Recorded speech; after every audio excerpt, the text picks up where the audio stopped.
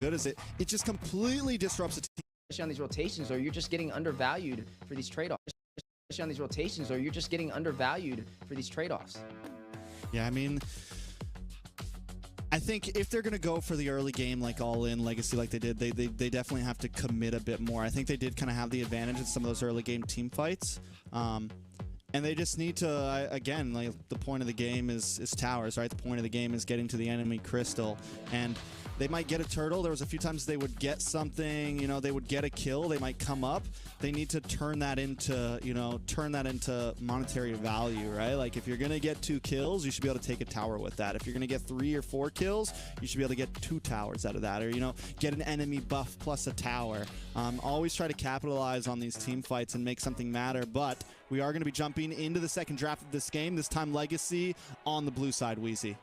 That's right. Legacy will be on the blue side. We'll have first pick when it comes to the draft. You are going to see the Joy taken out for the side of Bloodhounds. The Hylos, again, a little bit of a common strategy for the side of Legacy, taking this away from the Bloodhounds alongside the Barats. Now, if you take a look, blast from the past from the first draft for game number 1, we got to see some of the more prominent marksmen come out. The carry did show up. It was against an Irith, though. They didn't go for that typical counter, which I would have thought would have been something like a Harith that we've been seeing time and time again, or you even mentioned the Claude being an option, more of those more staple picks, at least for this NACT spring season. So as we are jumping later into the series, I really wonder how this is going to play out. The Mathilda still on the board. It was banned out last time. Could be a viable option. The Barats this time has been taken off for the side of Legacy. Maybe they think that was the initial problem on them not being able to close out that game. Yeah, you know, something I forgot, actually, something just a quick touch on. So back when Riles was Aether Explicit, Tempest used to be on his team. Bokarosco joined the team at one point. So a little bit of a inner family feud here as well. And Riles eventually left, and Bokarosco broke off and made Bloodhounds with Tempest and some of those guys. So, you know, I think there's some more depth to this game than just, you know, 2 bottom seed teams trying to get a win here. Legacy now on first pick. The Arlot's gone this time. The Barats is gone this time. Definitely a lot of change up. The Matilda is open for Legacy, and if there's one thing to talk about, Matilda, almost every time we've seen it kind of filter through, it has done amazing things in NACT so far. Yeah, the Matilda is definitely a strong pickup. I mean, it worked out really well for BTK up against Gaming Gladiators. Honestly, I feel like it was one of the main reasons why they were able to beat them. Just because Matilda can keep the team alive, get the jungler out of sticky situations, and your opposing side laners. It can be aggressive. It can also disengage. It's like a jack of all trades wherever you need it on the map. Yeah, it's the full package, and I feel like a lot of teams find a hard answer to be able to respond back to it. But speaking of answers for the side of Bloodhounds, they're going to go in for that Ruby. They're going to go in for that Nolan. 2 heroes that have been more meta this season, but both of them together, I mean, that's going to be some great damage over there from the Nolan, and some good CC from Tempest, which this can be flex, though. This can be the jungle. It can be the, or not the jungle. It can be the XP. It can be the roam. Still got to see where it goes. It might be the gold, you know, who knows? We saw that from the occasional Ruby gold. We've been seeing that here and there. But no, I think the Ruby and the Nolan, definitely a decent combo, especially if the Ruby's going to decide to go roam. You have just enough time to kind of hold someone still that the Nolan can execute the kill. And if Nolan doesn't get enough damage on the first hit, Ruby can also hold them in again to make sure it is secured, right? So a little more of a steady pace from Bloodhounds here with, you know, if Ruby ends up being the roamer in the jungle kind of working together, towards Legacy is fast moving, fast paced so far. Harith is going to get locked in. There's that counter you were talking about, the Harith to help kind of poke and deal with the carry in the laning phase. I mean, it's been proven to work, right? Can Bloodhounds pull this off, though? It is going to be the carry and the Harith on the gold side. Now, we still need to see a jungler, or not a jungler, a mage picked up from the side of Bloodhounds. Bokarosco, does he pick up something like the Gord again? Does he kind of change it up? I mean, he's one of those mage players we've seen kind of have a lot of a hero pool, right? I mean, he could pick up something like the Navaria, which is still on the table if he does want to slot that in. You are looking at Legacy, though. They still need some options for themselves. They need a jungler. I feel like they could go in for something like a Fredrin. They can pick up the Akai. I mean, something a little bit more beefy. I feel like just a Mathilda alone is not enough, especially when you have a Vexana who's more of that backline and that carry. You need somebody who's going to kind of be up front, get the initiating sets for the team, because right now they don't really have too much set potential outside of the Vexana. Yeah, so Bloodhounds, I think they kind of ban into jungle here, right? Kind of make it anything that's going to give Nolan a tough time. Maybe they just banned out the Martis, maybe take out the Fredrin next, take out some of those bulky picks, but there's still plenty of options for Legacy if they want to go for the Basha, if they want to go for the Akai, if they want to, like if they, which I feel like at this point when you're up against Nolan, you definitely pick something bulky, unless Riles wants to just take it there and let's do Assassin versus Assassin. He is kind of slotted towards the back right here. He could be a final pick. The only problem is when you're on blue side, Bloodhounds will have one final option to kind of slot something against you, you know? You know, it'd be funny if they had like a really crazy Fanny player. Man, I would definitely slot that Fanny up against Legacy right now because I mean you have a Mathilda, so Mathilda's not really gonna stop a Fanny from going in and getting to the back line, especially in the early phase. But I don't see them doing it. It could have been a possibility, but they have the Nolan. So as we are looking at the draft so far, I feel like the Navaria would really work well on the side of Bloodhounds, but that would give them a lot of kind of magic too. So for Legacy, they need, I would say the Akai. The Akai's probably the best option here, or the Fredrin, to be able to have that great frontline composition to even out what they have so far. But I think it's a great draft from both sides. The Harith, a good counter for the carry. The Ruby, great CC. I feel like it works pretty much anywhere, especially when you have a Mathilda trying to rotate around and get people out. You can hopefully like grab the Mathilda or grab everybody who's grouped together, and then the Nolan for the early game aggression.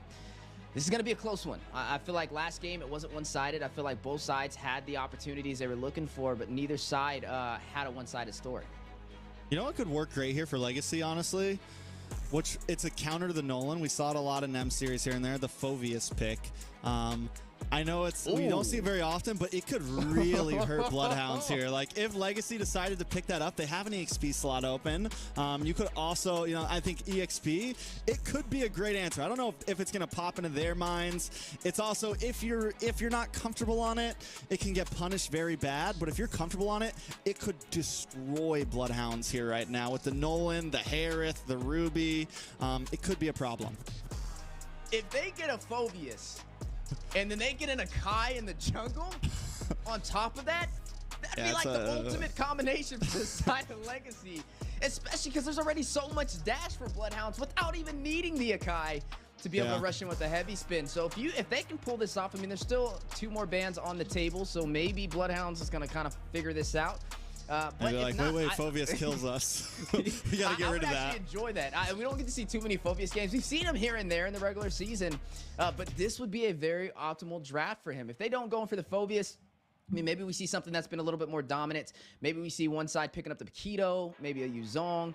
These are some of those heroes that we've seen kind of dominate inside of the XP lane. The CC has been taken off the table. You know who else isn't here, which made an appearance yesterday? The Benedetta. We've seen Milo get the backdoor play. I'm still a fan of the Benedetta, but I wouldn't say Bloodhounds gets the Benedetta, because if they get the Benedetta, that's even more in favor for a Phoveus pickup from the side of Legacy. But hey, we have to see which way it goes. I'm definitely agreeing with you right there. If they pick up something like a Phoveus to lean into the dash composition that Bloodhounds has, it can definitely hurt them when it comes to the in-game engagements for the neutral objectives. But do they do it? A lot of players, you know, when it comes to comfortability, can they pull it off? And Legacy, one of the newer teams on the scene, we still have to kind of see where they kind of fit. They need to find a victory, though. I mean, they need to get a win. If they can get a win against any team, this would be their chance. Draft, it's going to be a surprise. It looks like we had a slight issue. The draft did get, I was like, it's been 47 seconds for a while on that draft. So let's see what it finally was. We're not going to get to see those bans, but we will get to see the pick as we jump into game number 2, match point for the side of Bloodhounds. Can Legacy turn this around? It looks like they picked up the Fredrin. Their EXP laner will be a Paquito. A little bit of damage there. Ooga Booga going to lock in the Kufra, and then Bokarosco bringing in the Fermis. I mean, it works. I mean, we said the Paquito, we said the Fredrin, but I definitely think the Phoveus and the Akai would have been a stronger combination. But as we are now jumping into Land of Dawn, game number 2, Bloodhounds at match point. If they win this one, they claim their first series for the NACT regular season. Legacy yet to find a single win. Currently, right now, sitting in that 8th position if they don't find a win in the series up against Bloodhounds. I mean, this is their game to do it, right? They have the legendary Matilda on their roster right now. They got a fast-moving Paquito that can capitalize with that movement, that can make good rotations. It does look like Bloodhound slot templates on the Ruby, so Ruby's going to be in the XP lane. I think Bloodhounds will really start to... They'll be able to get some... Ooh, a little bit of damage. Ramses under the tower. Gonna get punished for that one, though. Take a tower shot. Kuya Nash able to get away. Sleeps, and Jolie going head-to-head on the top side. Jolie actually winning out. Yeah, winning out. Needs to be careful. I mean, you've seen Riles rotate around. He looks like he wants to kind of assist on this kill. PDR as well. PDR's there. Doesn't have level 4 yet, though, so no big play. And Ooga Booga now waiting for PDR in the bush. Doing a lot of damage on a PDR. PDR gonna have to get away from here. Yeah, both teams kind of testing the water right now, trying to get an early kill before this first turtle spawning in. Now, last game we seen Legacy take majority of these turtles, but Bloodhounds was able to claim a lot of the turrets to keep them in the game. Do we see Bloodhounds having a little bit more pressure on these neutral objectives? It looks like it will be, as you are seeing them kind of gain control and rotating a little bit smoother around the map compared to Legacy. Boca Roscoe just loves hanging out in these off lanes, man. He's one thing I can say about Boca, he does move a lot. He's not one of those mid laners that just hugs down in the mid side. He's okay if one of his teammates picks up that mid lane like what we just saw. He did already hit level 4, so he's good. He didn't have to go clear it. Bloodhounds get first turtle, and now they're looking for the invade. Boca Roscoe and Ramses gonna hold the front side. Ryle's able to get the taunt onto Ramses. Knocked up by the Eternal Guardian. A lot of damage on the side of Bloodhounds. Wait, the Netherrealm able to come out just in the nick of time, but Whoopi on the chase. Looking for a target. Ooga Booga taking a lot of damage as well. Goes down. First blood to Kuya Nash. Bloodhounds now disperse out of the jungle, and Bloodhounds take the brunt of that. Jolie in trouble, though. Sleeps picks up the kill. Yeah, just some early aggression, but both sides were going to kill their first kills of the game. You are going to see Kuya Nash get the kill for the side of Legacy, but the invasion on the orange buff. Ooh, a lot of damage onto Riles there. I mean, Rams is there. Rams is going to take it. Praise Wrath goes down. Rams is able to just get away with a singular HP there. But we're already seeing the possibilities from the side of LG, the invades. Whoopi now there as well. Ooga Booga looking for the invade, able to get the knock up. The Tyrant's Revenge. Tempest goes down. Ooga Booga taking a lot of damage. Whoopi looking for the final punch, the knockout punch, and knocks him out. Taking the kill, 2 for 0. Legacy on top. And this is kind of looking similar to Ooga Booga when he was playing the Franco. He's just dying a little too often, especially this early. 4 minutes in, already having 2 deaths. 2 out of the 3 kills for Legacy was with him falling. You know what's interesting? He picked up the arcane boots. But speaking of damage, Ramses very low, able to get that purple buff last second, as you are seeing some of those emblems pop up on the board. Boca Roscoe. Oh man, a lot of damage on a Boca there. A lot of CC and just a lot of denial for Legacy. It makes it very hard for Bloodhounds to try to make movements in this fight. They have Ooga Booga, but you know, as a Kufra, it's more of like ambush. It's more of I'm gonna attack from a range. If Legacy's already on top of you, it's kind of hard to keep up with them. Yeah, definitely hard to keep up. You know, we're kind of talking about the arcane boots on Ooga Booga. He's trying to deal some early magic pin with this Kufra. It's going to be very aggressive. I guess it makes up because they have Boca Roscoe running this Faramis to keep the team alive. So he can play a little bit more of the aggressive item composition. You are going to see the next turtle spawn in. The first one did go to the side of Bloodhounds. They are down by 2 kills so far. Gold plating still on the turrets. We're going to have to see which team can kind of take the map objectives, right? Which one can kind of gain control of the turrets. But now aggro being pulled by Riles, and the turtle pit Boca Roscoe will slowly make his way there alongside Ooga Booga. A lot of damage on the Whoopi there. Rams is able to get the kill. PDR with the circling eagle. Able to guide out. Now, once Tempest is able to be a bit more involved in these fights, I think Bloodhounds will have a much better advantage. But a nice Tyrant's Revenge on to Nash. Able to get the kill. Ooga Booga also taking some damage. The Netherrealm able to keep him alive. Now Riles on the run. PDR trying to help him out, but Riles goes down. Templess finding the kill. PDR going to be next. Sleep under the tower with the Zaman's Force. That's 2 down for the side of Legacy. Should be an easy turtle for the side of Bloodhounds. Bloodhounds also forcing into this mid tower. Speedy Light Wheel comes out from Jolie. Whoopi holding down the front side, but too much damage. Whoopi pulled back in. Another one for Ooga Booga. Bloodhounds now leading, I mean, literally in a matter of 30 seconds, taking almost a 3,000 gold lead. Is his name Whoopi or is it Whoopin? Because that's what he's getting right now.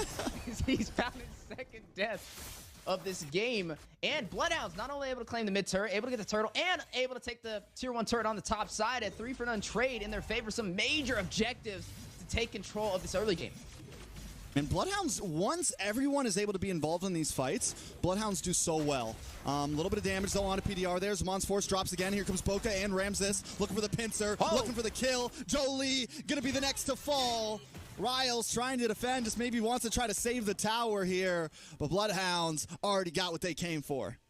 Yeah, got what they came for and some more. Bloodhounds running this full dive composition and making it work really well, pressuring Legacy in the early phase with this aggression that they're not able to find an answer for. I mean, you have the Ruby, they have Ooga Booga on the Kufra. He can go in, get that Tyrant's Revenge. You have Templest who can get the dive to I'm Offended. You've seen them dive into the tier 2 turret of the mid lane. Even when the tier 1 was intact, they're able to get 3 kills and close that down. And now, looking for more. Jolie sees it coming, able to back up. No, the dash in, Ramses finds the kill.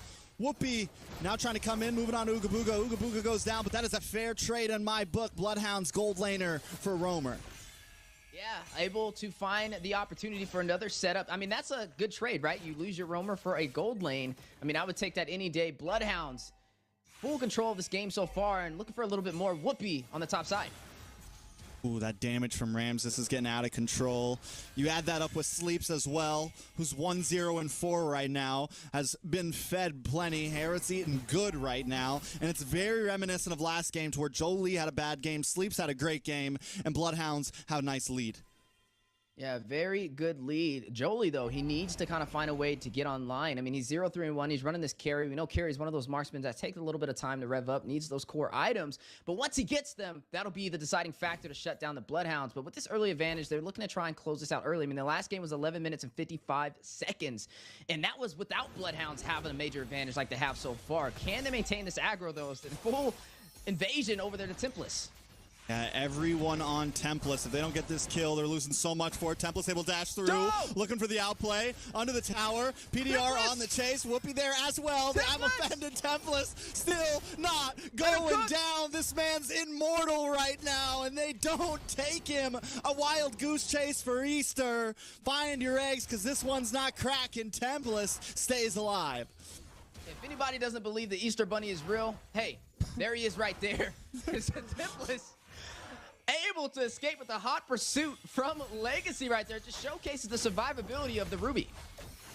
PDR now taking some damage. I mean, PDR can't even get the big engages right now. Kuya Nash, nobody can do it. The gold lead's getting way too out of control. Yeah, massive gold lead right now. 6,000 for the side of Bloodhounds, up by 4 turrets, 1 Lord, and 2 turtles. And it looks like they're going to go in and try and claim some of these tier 2s. Legacy stacked up on the bot side, but PDR. Oh, PDR goes down. Ooga Booga picks up the kill. Who said this Ruby had a nerf? It looks good to me right now. Templest making it work. Bloodhounds coming in. 8,000 gold lead Lord marching down the top side. Wheezy. Yeah, marching down the top side. Boca Roscoe taking a little bit of hits from Whoopi, though. Forced back into the base. Stripped down to their inhibitors for the side of Legacy. Bloodhounds knocking at the door, trying to find a way in, and they have the lead to be able to do it. I mean, they're up by 9,000 gold with a Lord on the top side. Yeah, Legacy, if they play this wrong in any moment, they could go down here. Templest looking for the I'm Offended, decides not to connect onto anybody. Nice circling eagle onto several members. Netherrealm comes out. Everyone back to full health bars, though. Bloodhounds still unable to take an inhibitor just yet. Ramses on the box side up against Whoopi. Ramses takes a little bit of damage, still unable to find a tower. Bloodhounds might just back off here.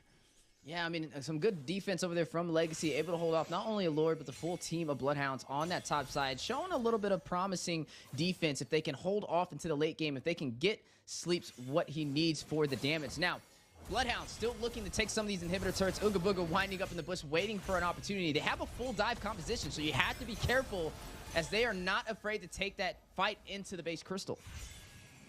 All right, 9,000 gold lead for Bloodhounds. I don't think they don't have to rush this, right? They can just kind of relax. They can fall back. I think they're pushing the lanes maybe a little bit too much. I think it's time to freeze up here, slow it down. You got 50 seconds until Lord comes up, and you have a huge advantage.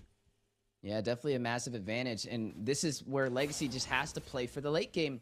I mean, they possibly may be able to do it. They just can't be full aggressive, especially against the composition that Bloodhounds had. That's where they kind of fell in the early phase, being too aggressive against them, and they were able to overall win that fight with the massive CC that they have with Ooga Booga on this Kufra. Templest, I mean, you've seen the Ruby, you've seen the full team chasing them, and he was still able to get out of that. Even when things look a little shaky, they have Boca Roscoe on this Faramis with the Netherrealm to keep them alive. So I think if it's going to start anywhere, it's going to start with Legacy getting Jolie online, right? We got to see some of these items on the board to see where he's kind of sitting, especially up against the other gold laner Sleeps, who is already running a counter against him, which is that Harith. I mean, you are seeing him pick up that Demon Hunter sword, that Corrosion Scythe. May need to go in for that golden staff here shortly, but play on the purple buff. And Jolie hasn't even gotten his 3rd item locked in yet. It's looking rough. We're talking end game for Legacy right now. We're talking a long ways away for Legacy to try to really connect here. Another big problem is Whoopi on this Paquito. Your goal is, big damage onto Riles. Riles immediately taking out Ramses, picking up the kill. We find one. We run away. It's guerrilla warfare in the land of Dawn. Bloodhounds. Now they're going to move on to the Lord after they take the Retribution off the map. Yeah, I mean, we wondered how that victory would have affected Bloodhounds, right? Their first victory of the NACT spring season with match number 1, and it's definitely working in their favor. They found their footing. They found their groove. Legacy, yet to find some answers, hasn't claimed a single turret in the game so far at the 12-minute mark. Lord will be bursted down. Bloodhounds in their favor. Holy Crystal has now been picked up by Sleep, so we'll have some additional magic power to go up against Legacy, prepping for a possible early game finish. Not as early as the last game, though, which ended at 11 minutes 55 seconds. Now crossing that 12-minute threshold. Legacy has to play into about that 16-minute mark, right? We need to see Jolie get a couple more items under his belt to be able to deal that damage. He didn't go for the sustainable route, right? He didn't pick up a belt. He didn't pick up an endless battle. He went in for that Demon Hunter sword. He's going to need that corrosion scythe, which he did just pick up, and also something like the golden staff for some additional damage with the attacks. But speaking of attacks, Ooga Booga looking for a setup. Ooh, nice Eternal Guardian on Tempest. Jolie unable to get the kill, though. That would have been huge there. Oh! PDR. Oh, my God, the damage from Ramses. Immediately taking out Jolie. PDR also already uses Circling Eagle, so none of that's Monster Force drops. I'm offended to connect. Kuya Nash goes down. Riles on the run. They've invaded, they've knocked on the door, they've kicked it down, and the Lord is here. Bloodhounds now entering onto the Crystal. It's only 3 members up for Legacy, and Bloodhounds is trying to connect. Another I'm offended. Whoopi pulled in, gonna be taken out. Ooga Booga Bokarosco picking up the kill, and Bloodhounds sweep it, taking game number 2.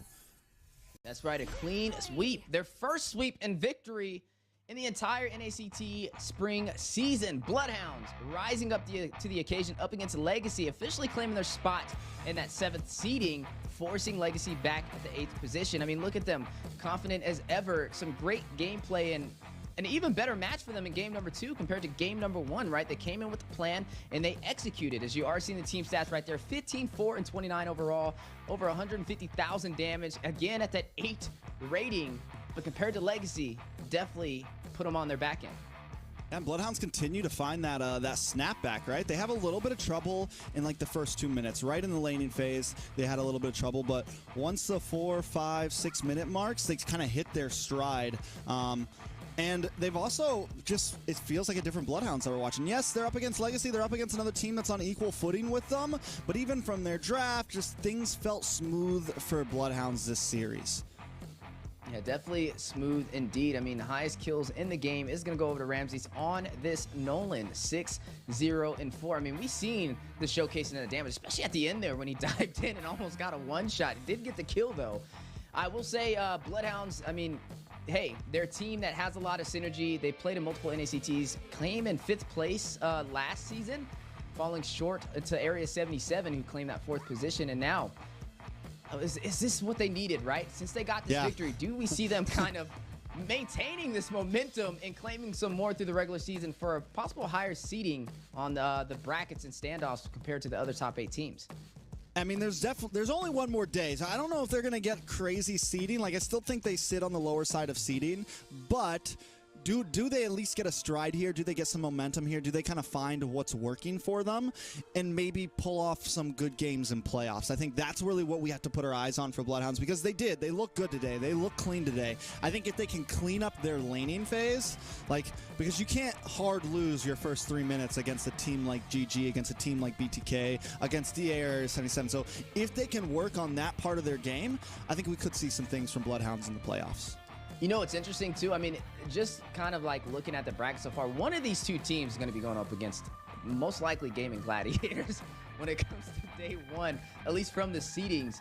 So it'll be an interesting one to kind of see. Definitely going to have to, before playoffs, take a lot of notes. I mean, I will say things look promising, though, for the Bloodhounds. They're able to take advantage of the early game this time around, and they took all of the objectives. They didn't lose a single turret. So right there, if they can keep up that rhythm, they should be fine. Legacy on the other end, though, I mean, not able to find a victory here up against the team they were tied for in that 8th seeding. It's going to be a little bit more challenging for them, but they still have one more day, like you mentioned. Now, I will say, for the side of Legacy, Hey, you got one more day. They are the new team on the scene. To be fair, they're the new team on the scene. Bloodhounds has a little bit more of that synergy, but hey, tomorrow's always another day. Sorry to break up the little reunion in here. He got his win. Some of those sets from Ooga Booga, man, nasty. Boca looking like an angel in the night. In the second game, Ramsey's coming in like the Grim Reaper himself. Scary. I wasn't even in the match, and I thought I was next. So, just saying. Well played, though. Bloodhounds, beautiful game. Yeah, I mean, great game overall. Very clean templates. That play where he got away from all four of them. I think that's when we kind of knew the nail was in the coffin, right? When they literally used every one of their ultimates, all 5 members chasing down Templars, and he's able to outplay, get under the towers, and get away. I think that's when it was like, ooh, I think this is over.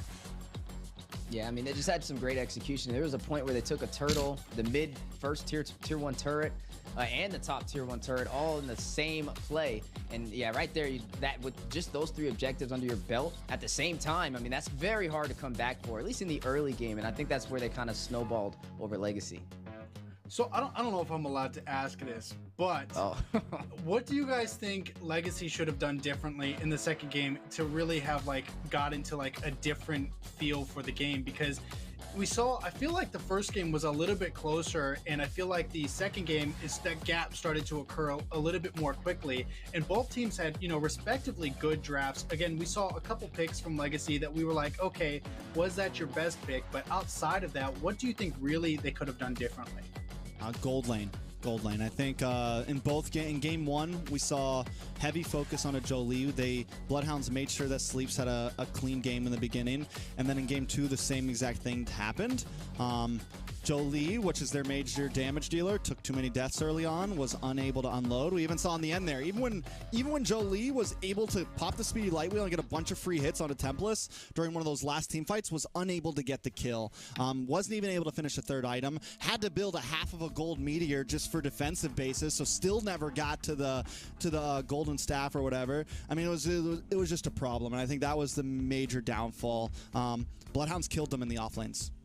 Yeah, I would say I'm right there with you. The off lanes is where they need to kind of focus on, especially in the early game. A lot of teams kind of overlook the presence of what that has in the early phase in that first 10 minutes. I mean, we seen Legacy in game 1, right? They took majority of the turtles. Actually took 2 turtles back to back, and they traded their 2 turrets for it, which not only allows the team to invade, it also allows your marksman to rotate around wherever they want to. They can go in the mid lane now and put prio there.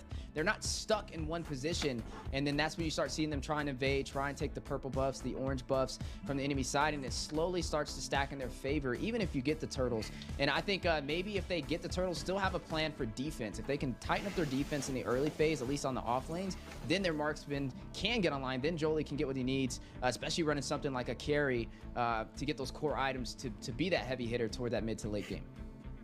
I don't know if this is an Easter egg. No, I don't think it is. I think it's an MVP slot that we just found out we got. Who's it going to be? It's actually kind of tough. It's actually kind of tough to decide on. It is going to be Boca Roscoe. Had a great game number 1, and overall a clean game number 2 as well, Wheezy. Yeah, Boca Roscoe, I mean, he's definitely been a crowd favorite for a while when it comes to the Bloodhounds, right? He's more of that holding that captain spot, right? He's been on the scene. A lot of players have went against him in multiple local tournaments, and he's just very hard to deal with, especially running that mid lane. I mean, he knows how to play from afar, but also play up close. We see him run something like the Faramis. We also see him from time to time run a Valentina, a Vexana, you name it. He has it in his arsenal, and he's definitely a major player that has a huge impact for the side of Bloodhounds. Absolutely well said. Sorry, absolutely well said. I think Boca has just been really showing up and really showing out. And I know I say that a lot, but I mean, really, I do feel like we got to see that shine. And speaking of which, I do think I've got Boca waiting on the other line for me. So I'm gonna see you cats later. Look at this man. Look at this man. He is all smiles. He's feeling good, I assume. Tell me, how do you feel, man? How do you feel? Yeah, I feel as good as you can be. Given our circumstances, it's been a hard-fought way all the way to this match, and we got our first dubs in a fashion that I think the boys are proud of as well. So I feel pretty good. Absolutely, big dubs for Big Boca. I tell you what, man, I got something I gotta ask you, man. What have been the challenges this season? You know, I feel like some of us we had some hopes for BH coming into it, and now we're getting to see some of that come into fruition. What were those challenges looking like for you? I think it was the meta change that affected us the most. We just weren't ready and as prepared as some of these other teams are. And GG's to all of them. They've been showing out, and this has been an excellent ACT so far. And they've really just kind of leveled us and making us question ourselves on, you know, how can we improve? And I feel like starting today, like we've sort of got a groove on it, and we're sort of starting to find ourselves a bit more. And hopefully we can see more of that moving forward. I'm hoping. Do you guys have like any specific like playoff plan coming up? Like what's going to change? I mean, I know we've only got one weekend left, but like anything we can expect? I think right now is a mentality change. You know, it's a bit hard to keep our mentals as high as they can be when we're down. You know, I think it's 0-6 right now, just getting our first dub. We're just trying to stay positive and keep practicing our mentality. No matter if we're losing matches, if we're winning matches, we just need to keep calm and collected and bring that into the playoff season. It's a whole new bracket for us, and we're looking forward to it. So I do want to be the guy who reminds you, you know, losses aside, you guys still are a top 8 team in North America, and there's definitely pride to be taken in that. You know, it's going to be a learning experience from a game to game, from a game to game level, but you know, I don't know that you guys are absolutely locked into this number 7 spot. Do you guys have any hopes or goals as far as placement goes? Oh, yeah. We're still hoping to get the dub next week. I think we're against Devious Axe. They're a very, very strong team, but we're going to give it our all, and we're going to keep prepping the way we have and try to keep this momentum up and, you know, go on a 2-win streak. So good luck to them. I would absolutely love to see that. You know, I'm again so excited to be able to finally get you up here. You know, Bloodhounds, man, it's the Bloodhounds, and I'm so excited to see some more of that coming into it. You know, the placements, it does affect, you know, where you guys are going to go into the playoffs, but it doesn't dictate where you guys are going to come out. So with that being said, I am going to let you go, and you know, I just hope to see more from you guys because I'm proud of you guys. Hey, appreciate it. Thank you so much for having me, Zeke. God, I love having a well-spoken player on the interview, man. That's like no matter where Bo Carrasco ends up here, he interviews well, and that is nice. That's nice, Zeke. So honestly, I think a lot of it, you know, I can't start attributing success for him, but I do think it was from drinking water, and you know, I feel like that's really the foundation to getting a good interview going. I mean, we learned that from Hoon, right? Drink water, ban Matilda, ban right? Matilda. Yeah. Hey, I'm just saying, man. But BH didn't ban Matilda, and they still won. I'm just saying. So they drank extra water. They drank extra water to make up for the, you know, it's got to balance. You got to balance out. So, you know, I think there's only one real way to follow up after this. There's got to be a giveaway. What free stuff can we give out? I got a new blazer. Oh, my bad. We're doing codes. We're doing codes. Put in the codes. Get your skins. I love the new QR code thing. Make sure you keep your phone down, Zeke. No scanning that. It's not for us. It's for the viewers. I see you over there. And yeah, definitely only 31, man. That's right. 31 skins available. It is going to be a first come, first serve. So let's not forget, you guys are going to have to be asking, you know, getting there quickly. Steph, what are these skins are you looking at? Anything you want? I mean, I always say it's free, right? And free is the best price. So anyone that I can get, I'm definitely gonna try and go for. As I'm a collector when it comes to these skins in Mobile Legends Bang Bang, and you guys should be too. So definitely claim that while it's active. Only 31 skins available. 30 if you're not careful, because hey, I'm about to grab my phone right now. Yeah, nice. I know for me, I'm definitely still looking at the Yin Yang Mage. You know, I said it last time, and I'm saying it again. I wasn't able to get it because other obligations, you know, like crazy. So I'm hoping I'll get it this time. Just give me like 6 more hours, and we'll see what we can do. Drex? Any possibilities? I mean, giveaways are always good. Hopefully that's not the only reason people are here. I think today we've had some good games, and people definitely want to stick around because like the next 3 series coming up, they're spicy, they're hot. There are definitely some games that I think a lot of us are ready for, and you know, in the past NACTs, not so many days would be as hype as so many days have been. I feel like every day there's always a game to look forward to. There's always a game or two to look forward to. Yeah, I mean, I'm right there with you. Every single week, every day is something new that you just look back on and you're like, man, did that really happen? We've seen a Ling come out. We've seen a Roger in the gold lane, copying some of those international scenes. And it's great to see North America stepping up to the occasion. Not only that, but keeping things interesting. We got to see your guys' cast the other last weekend. The beach vibes was pretty cool. So, I mean, hey, we like to kind of keep it up and good vibes for the NA scene. And also, I mean, like I said, first time ever on the desk with you two as well, so it's definitely a treat. You know, beach scene aside, you know, I'm still kind of upset because I still look as pale as ever. So with that being said, this season so far has been an absolute roller coaster. We've seen giants fall and newcomers rise to the occasion. So with that being said, the standings still are placed all over the map. We don't know who's going to win what game, and we don't know who's going to end up where. So with that being said, I'm going to let us go to break, and we are going to find out what happens next afterwards.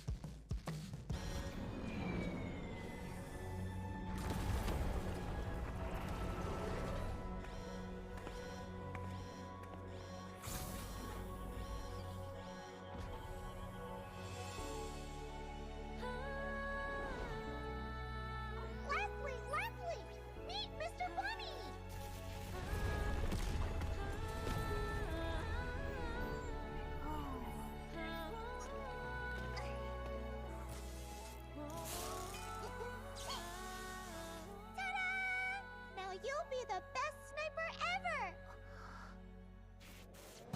No! It's a decoy!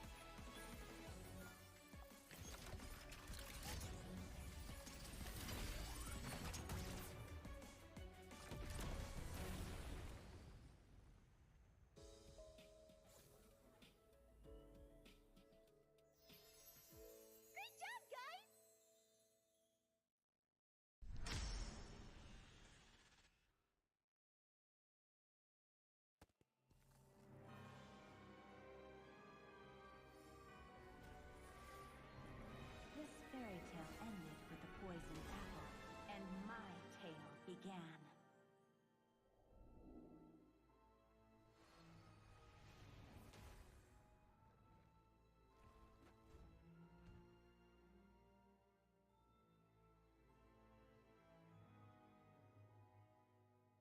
A princess in a tower is just a bird in a cage.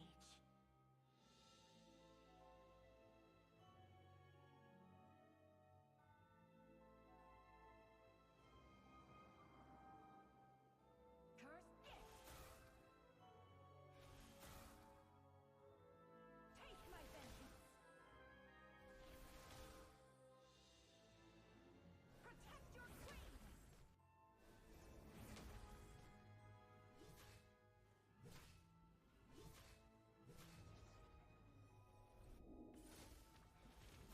Kneel before your queen. It won't take long, I promise.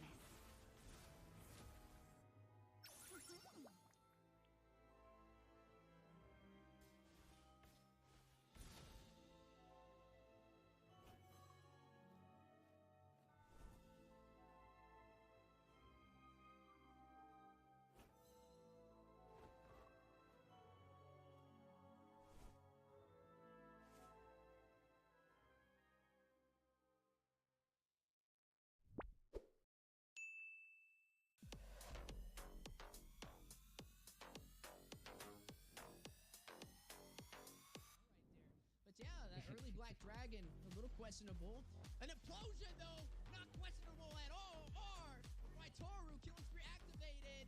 May work in Nighthorde's favor if they can keep it up. Force dropping down. Mikasa hit with the stun. Astro Echo connecting to the full team of the Night Horde. From Yato, finds the snipe, takes down Ikoko.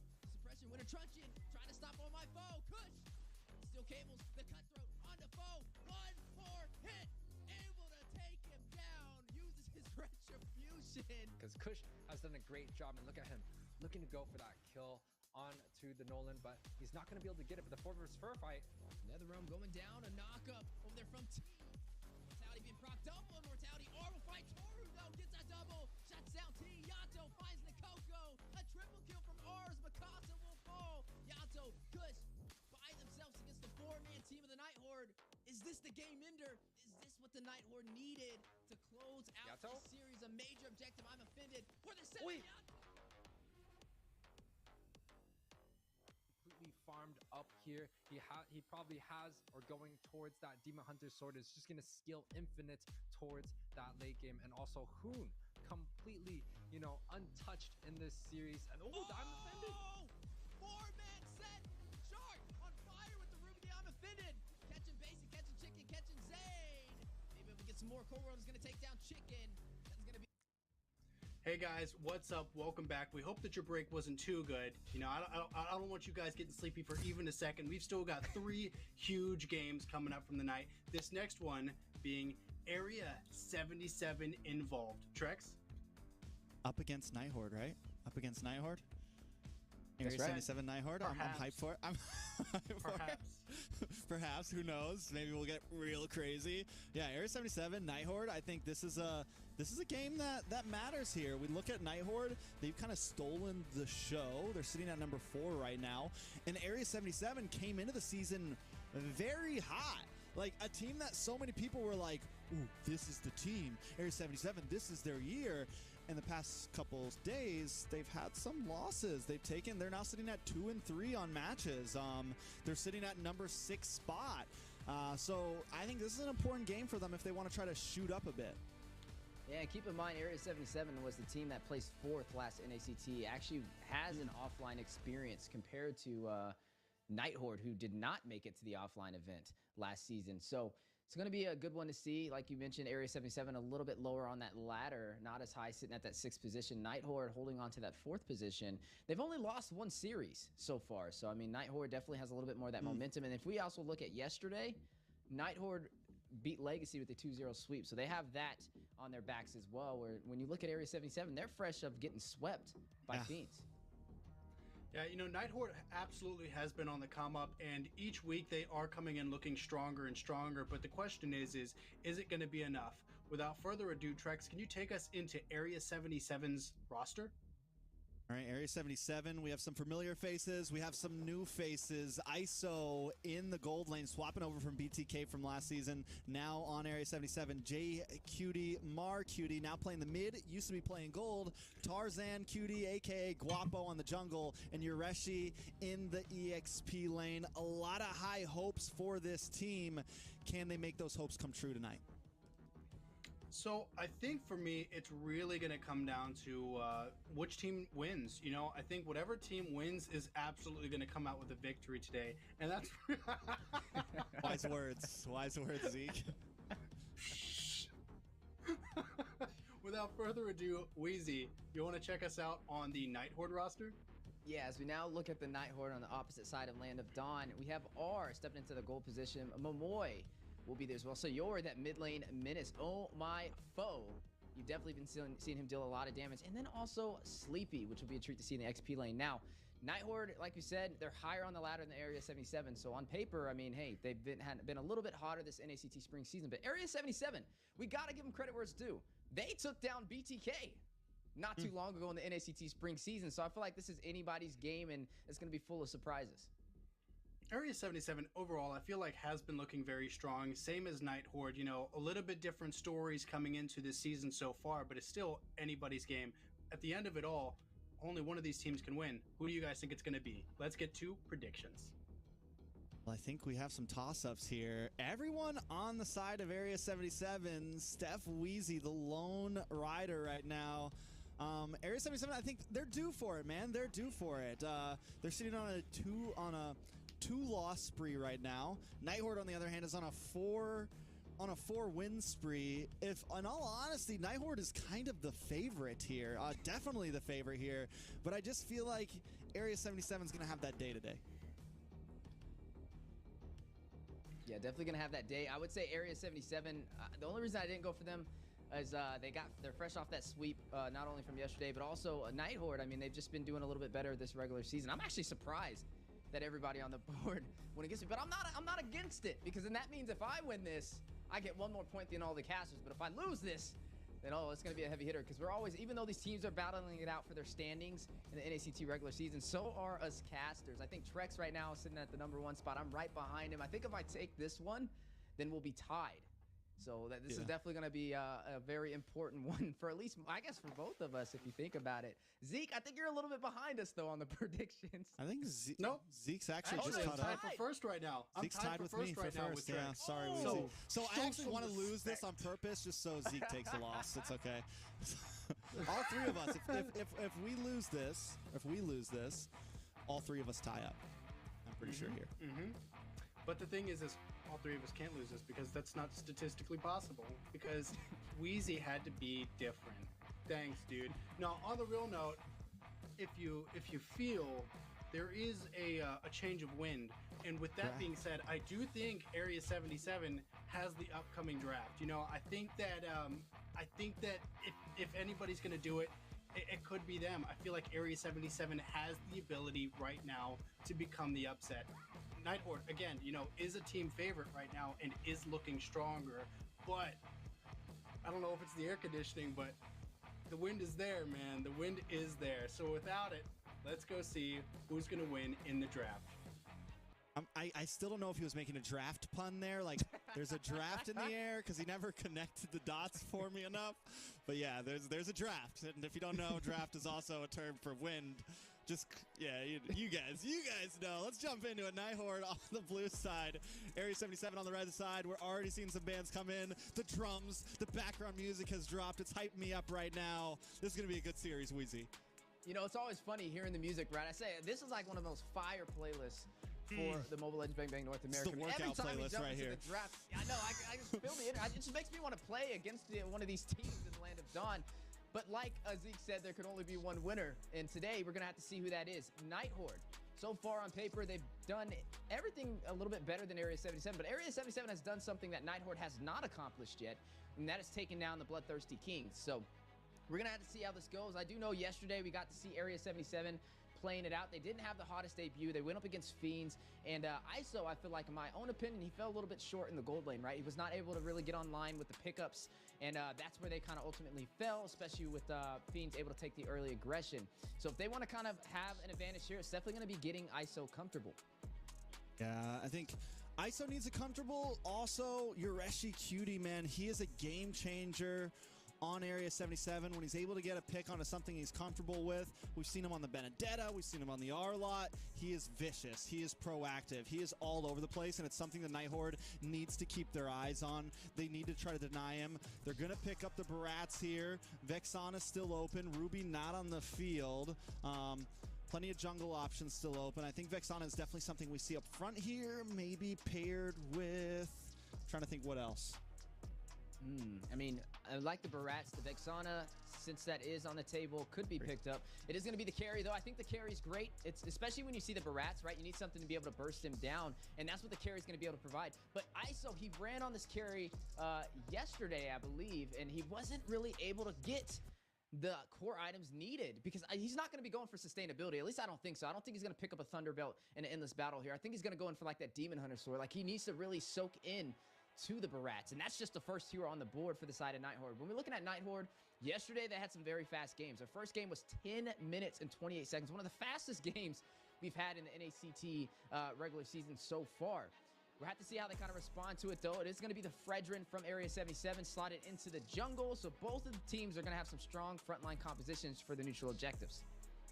Yeah, I'm wondering, something also to point out is yesterday we saw them pick up the Kaja both games, and I think they really do a lot better when they put Jay on something a bit bulkier, on something, give him something like the Minnow, give him something with big set potential, give him something aggressive that he can pair well with Yureshi. I think Area 77 thrives off kind of, let's get aggressive, let's jump in their face, let's go for these team fights, and that's where they really kind of capitalize, and I think it's something important for them thinking about coming against the Night Horde here. Night Horde now with the response, though, needs 2 picks. Harith.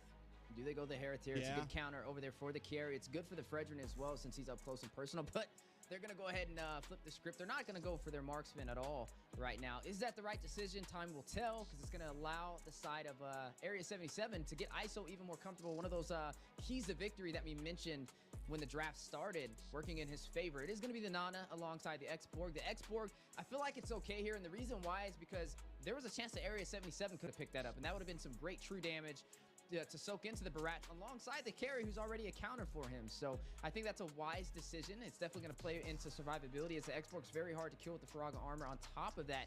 But speaking about keeping things interesting, we're going to see Benedetta, the first pick of Benedetta for today's games. Yeah, and it's a nice answer into the X-Borg, right? Because you can actually get behind the X-Borg. X-Borg's not able to kite you as well. You have a great job at clearing the distance. Now I think also when it comes down to team fights, Area 77 just needs something to kind of burst down the Frog armor right away.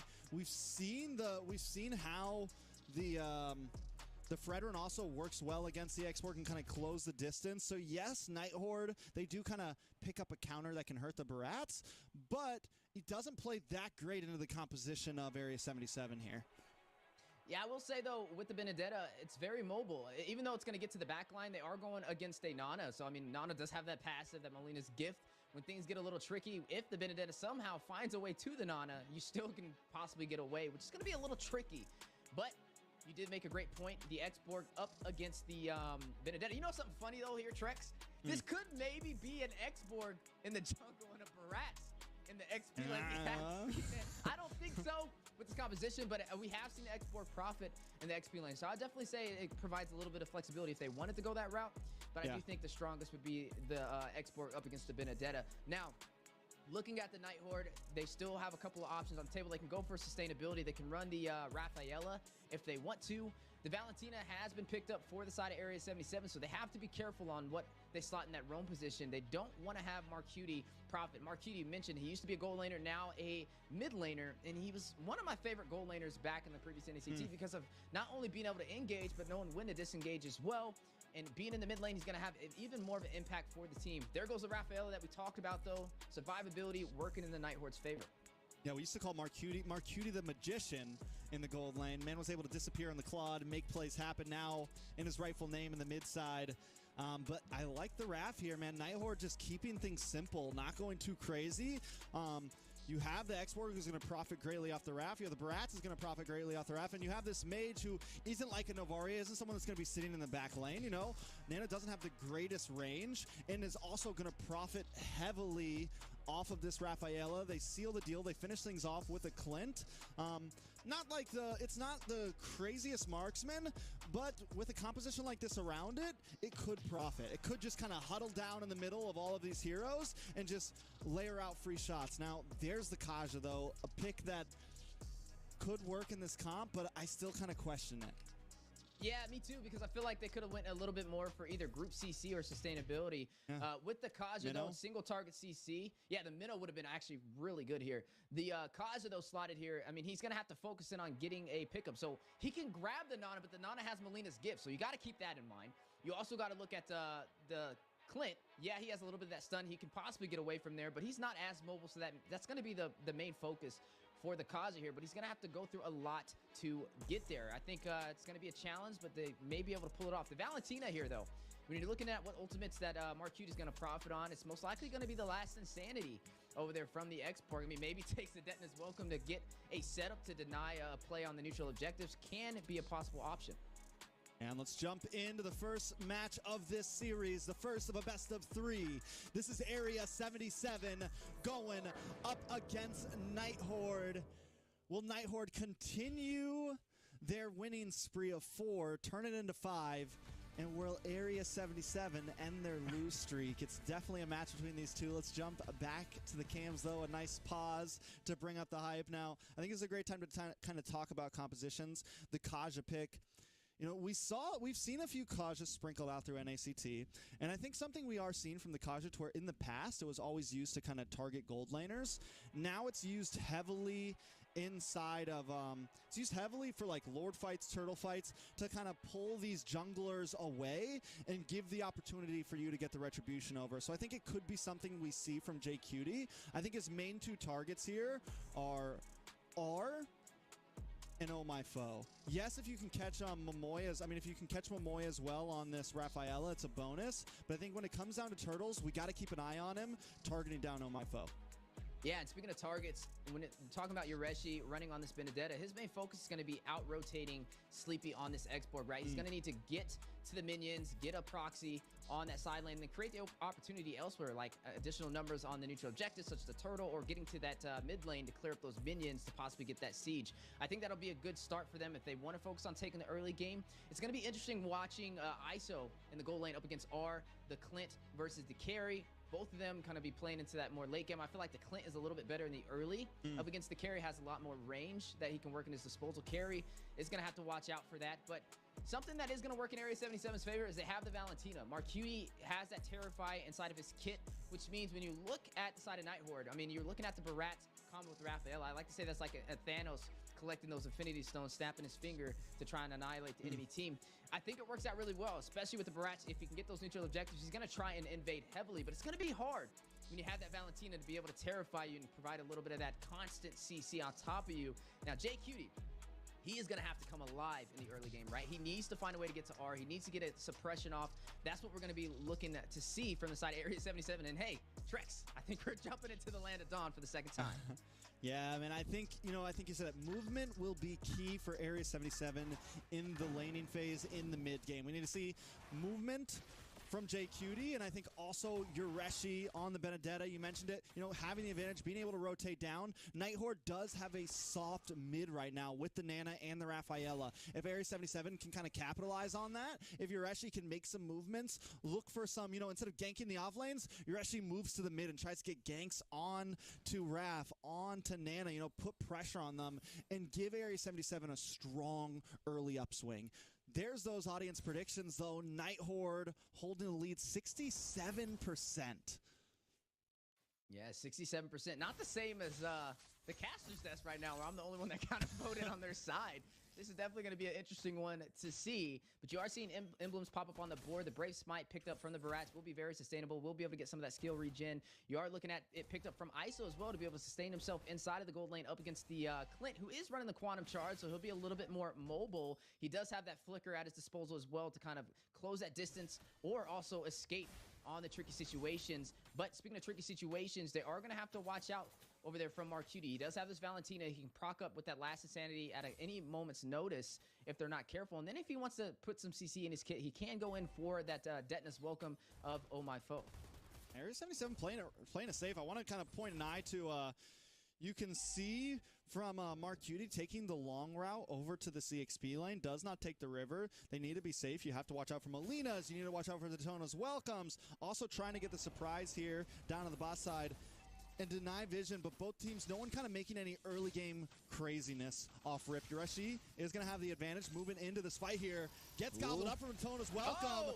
Fused up with the last the insanity. Marcuti able to secure the kill there. Oh My Foe actually getting the kill, but now Oh My Foe, a little bit of trouble, taking some damage. Tarzan Cutie does have an advantage over the turtle right now. Sleepy there, able to get a little bit of poke off. Oh My Foe going to move back towards his jungle here. Area 77 should be able to take this. Tarzan Cutie getting the first turtle. Area 77 able to get the trade. It wasn't looking too good for them when it started, but they were able to sustain themselves on that turtle fight to be able to claim that first neutral objective. They did lose a member, though. First death goes to Yoreshi over there, but on the top side, R. A lot of damage onto R there. There's that suppression you were looking for, Wheezy.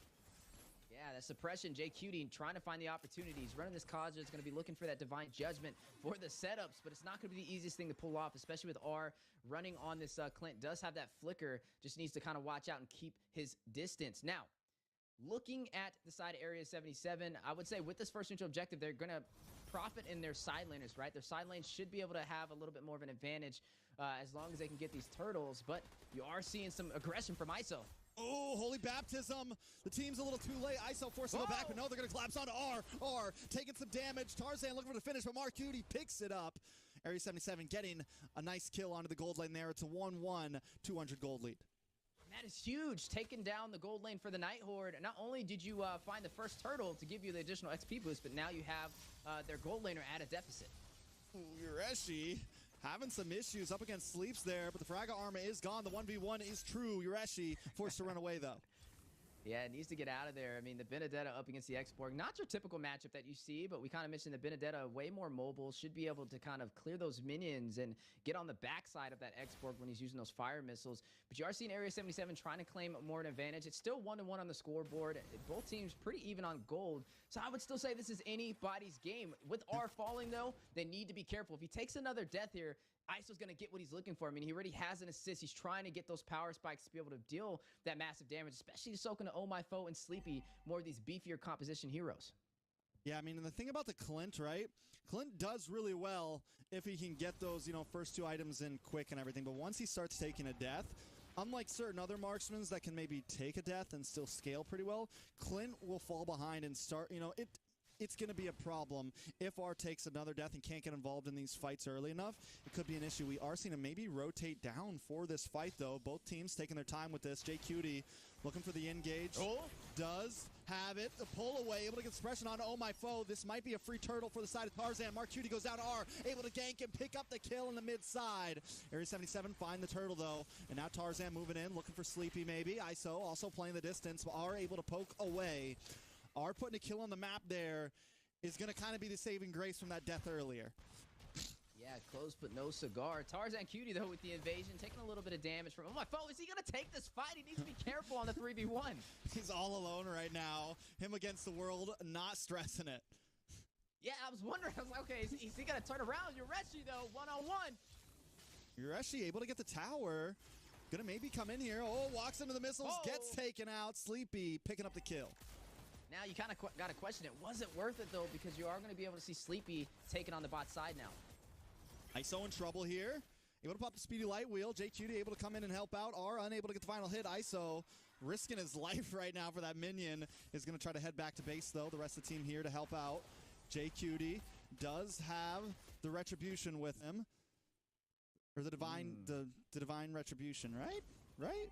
Yeah, the divine judgment over there for the divine judgment. The divine judgment. Divine judgment. He might get a divine retribution if he goes in for a possible steal of these neutral objectives. That'll be fun to see. But you are going to see the 2v3 on the top side. Minions will fall. Look at the turret holding on to about 10% HP. R trying to do a little bit of chip damage to be able to burst it down. I mean, Night Horde did lose one turret on the bottom side, though, which means map advantage will go to the side of Area 77. R will even that out, though. Does claim the turret on the top side. We'll be able to push in these minions as well. And this is going to be what we call a stalemate between both teams. Yeah, but look at Ureshi on the boss side, man. Just hammering in right now. Macro at its finest. Even though he takes a death, he has one goal and one goal only. Pushing that bot lane. A lot of damage on Sayori there. Area 77 delaying them and making sure they secure that bottom lane. And with Turtle coming, Lord's coming soon. That's going to be huge for Area 77. The concealed play now coming in. JQT able to find Oh My Foe. Oh My Foe chopped down. Quickly shredded from the speedy light wheel. Another target from Ureshi locked on to Sayori. Night Horde trying to back up. R looking for free shots, but the team is here. Here comes the last Insanity onto the backside, though. Unloading a nice bit of damage, but still not enough. Tarzan drops the Appraisal's Wrath, unable to get the kill, though. Ureshi in, out, bobbing and weaving, and now Area 77 on the run. R on the chase, needs to be careful here. Area 77 going to move on to the turtle now. Ureshi, even though he has a couple of deaths on his side, looking like a true samurai out there, right? Focusing on these objectives. Cool, calm, and collective. That's a bar right there on the bot side. He is going to go ahead and take that tier 2 turret, which is going to increase the advantage that Area 77 has. Tarzan Cutie on top of that will be able to claim this one. And a tier 1 turret on the top side from ISO, who's currently sitting with 2 assists. We talked about the carry. Needing to get these core items to deal the damage necessary, especially against the beefier composition from Barat on Oh My Foe and Sleepy. I'd love to kind of see what items he has in store, but if I could see anything, I would definitely think it would be the Demon Hunter Sword, maybe the Corrosion Scythe, maybe a Golden Staff. May be on the way in the making for him to be able to soak into that composition. But R, he did pick up a kill, but he was not able to kind of find his momentum as Area 77's focus and their pressure has been a little bit more dominating. And I think it starts with Yureshi, right? Just being able to out-rotate, especially up against Sleepy on this X-Borg. He's able to not only take the tier 1, but the tier 2 on the top side. And look at the, speaking of 2, the double stack in the bush, waiting for the Divine Judgment. Momoy may step in there. You are seeing the items on the board, though. Corrosion Scythe and Golden Staff picked up from ISO. Ooh, they called it, though. The Holy Baptism does lock on to JQT there, are able to get some free shots, but here comes the rest of Night Horde ready to back him up. Area 77 looks for a tower, but are unable to claim it. Yeah, not able to claim it, but definitely a good try. Speaking of tries, though, conceal play. Conceal, Jay looking for R, able to pull him back in. A lot of damage on R, the Terrify. The final blow does not connect. Marcuti grabs the last Insanity, able to finally pick up the kill there, but now they're in a death zone. Area 77 lose Marcuti for that kill. They find Sayori, though, so 2 for 1, plus the tower. Good math for Area 77.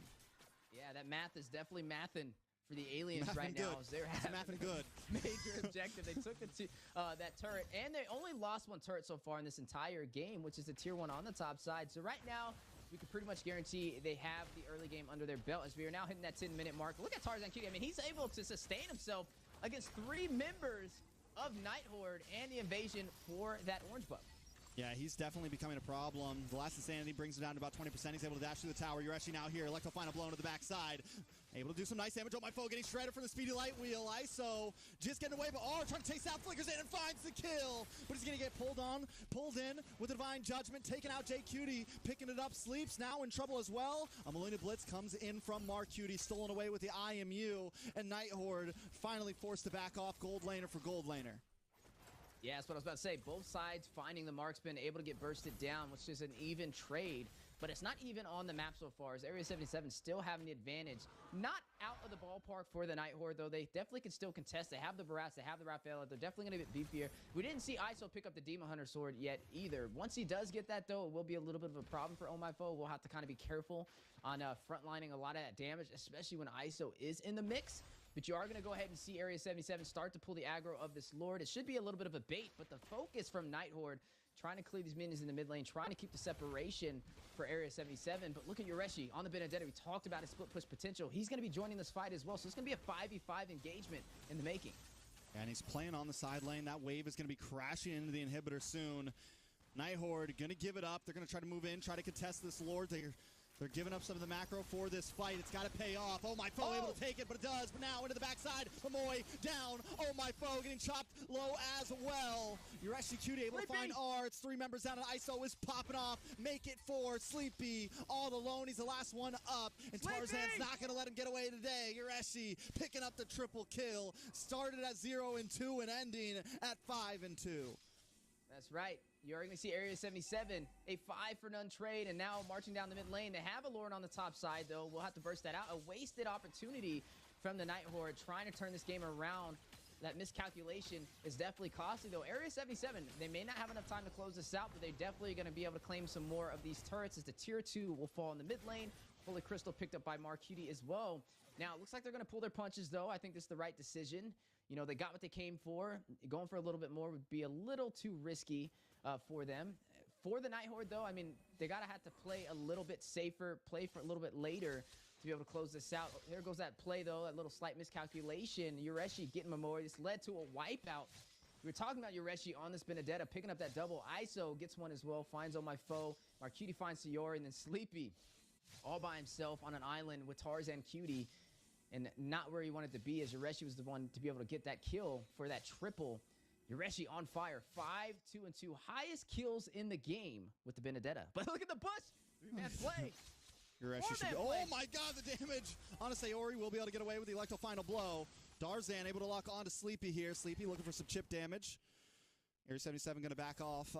Marcuti, you know, you would think immediately looking at the drafts that Marcuti might go for the Molina Blitz, but has been using this last Insanity so well. And she gets the transform, so she gets a little bit of other skills as well with that, and able to kind of hunt down and just burst down the backside with it. Has just been capitalizing on that ultimate back-to-back. Yeah, highest damage in the game, 50,000. Hold on. 3-man play. Is that 3? No, that's 2 in the bush. 3 because they have Marcuti on opposite side, so we'll be a little even. Looks like Area 77 might go in for a pincer maneuver right here if Nighthorde is not careful in the jungle. Now, we're now at the 13-minute mark. If they can hold off to the 16-minute mark, then Nighthorde may be able to take these engagements up against Area 77, because once you get later in the game, the turrets won't matter. But speaking of plays, Bonus welcome, locks on a Tarzan there. ISO, it'll pop on the speedy life wheel. Terrifying, oh my foe, and oh my foe is shredded down. Mark Cutie comes in with a last insanity, looking for the next target. Sleepy responds with one of his own. Tarzan now in a little bit of trouble, tries to drop the appraisal's wrath, but R takes him out too fast. It's 1-for-1. Area 77 still holding the lead, but don't want to push their luck any longer. That's right, an eye for an eye leaves the world blind, and right there, you're going to see the last insanity have a heavy impact from Sleepy. First, you were talking about Mark Cutie using the IMU and opening up these engagements with that last insanity, dealing massive damage to the team, but this time around, it will go to Sleepy on the X-Borg, just showcasing how much damage this ultimate can provide for either side. We are going to see this Lord spawn in at the 13-minute mark. This will be a enhanced Lord, luminous Lord that both teams will need to try and fight for, and I think both of them can take this fight. You are looking at Area 77, though, up by over 4,000 gold, so they'll need to be a little bit careful on how Nighthorde decides to engage, but it can still play. They see Sleepy. Ooh, he calls it. He pops the last insanity just in time. Able to flicker through. They're trying to chase him down. They want to catch him. ISO, too much damage. Able to finish things up here. They're going to come in from the side there. They're okay. I gotta say this though, man, Nighthorde, even at this 4,000, almost 5,000 gold deficit, they're still getting some matchups here and there. They're still getting some trades here and there. They're fighting like they know what they're doing. Area 77 does find that pickoff, so they'll be okay. This Lord is almost most definitely there. And now look at Benedetta on the boss side, gonna also take an inhibitor. I mean, bro, Ureshi's just been such an issue for Nighthorde this game. Looks like he's trying to take a page out of Milo's book. We've seen Milo get the backdoor play over there to close out their game yesterday, and that may be the same game plan for the side of Area 77. With this Benedetta, are going to have to keep an eye on Ureshi. He's been having such a heavy impact, 5-2-2 so far. Really good KDA, highest KDA in the game so far. Has been such a strong force. Look at Mark Cutie, though. He's using that IMU. He's grabbing that last insanity away from Sleepy. He's waiting for the opportunity for the 5v5 engagement to be able to engage and pretty much deal some massive damage to anybody on the Nighthorde. Now, I will say with this Luminous Lord on the bot side and their inhibitor falling for the bottom, the base is open and is vulnerable. Area 77 looking to strike. Yeah, I mean, they got that open side. They're going to try to take more inhibitors here. Tarzan going to kind of group up with the front team. The seal play does come out. JQT looking for the flicker in, able to pull one back and lock on to Oh My Foe. ISO didn't use the speedy light wheel, unable to get the true shred, but look at the damage on ISO. He's forced away. Same thing on Ureshi. Ureshi in trouble here. Able to flicker through. Immortality does pop, but they got what they came for. They take the inhibitor, and the Lord has crashed in. Look at the damage onto the crystal. Area 77 has laid waste and lost no one. Yeah, didn't lose anybody. It was looking a little rough, but same with the base crystal, though. It got chunked very low over there. They were able to take that inhibitor in the mid, which means the last one standing is on the top side. Area 77 in a great position to possibly claim their first game up against the Nighthorde. But the Nighthorde, they've been doing some promising things as well. I wouldn't say it's a one-sided story. I think the Nighthorde definitely can turn this around. They're going to have to kind of focus on taking these team fights, though, right? I mean, we see Sleepy kind of get picked off earlier. Great concealed play from Area 77 to get the numbers for that Lord play. So it's definitely going to be a battle of rotation and execution on the 5v5 classes. Speaking of classes, orange buff, battle over that does go to Oh My Foe. Tarzan for a setup on the Sleepy. Needs to get out of there. Ooh.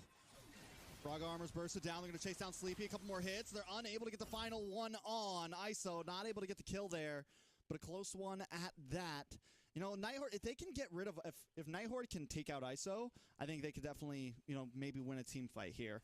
R is definitely online at this point. We're seeing him unload. He's bursting down ISO.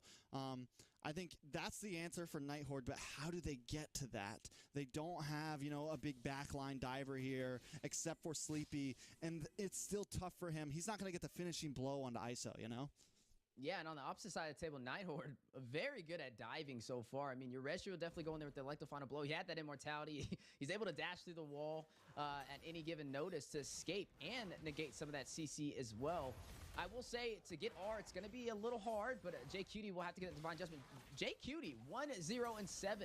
We talked about his Kaja, how we were wondering how it would kind of play into this, and he's been performing. Ooh, they're going to try to make the push here.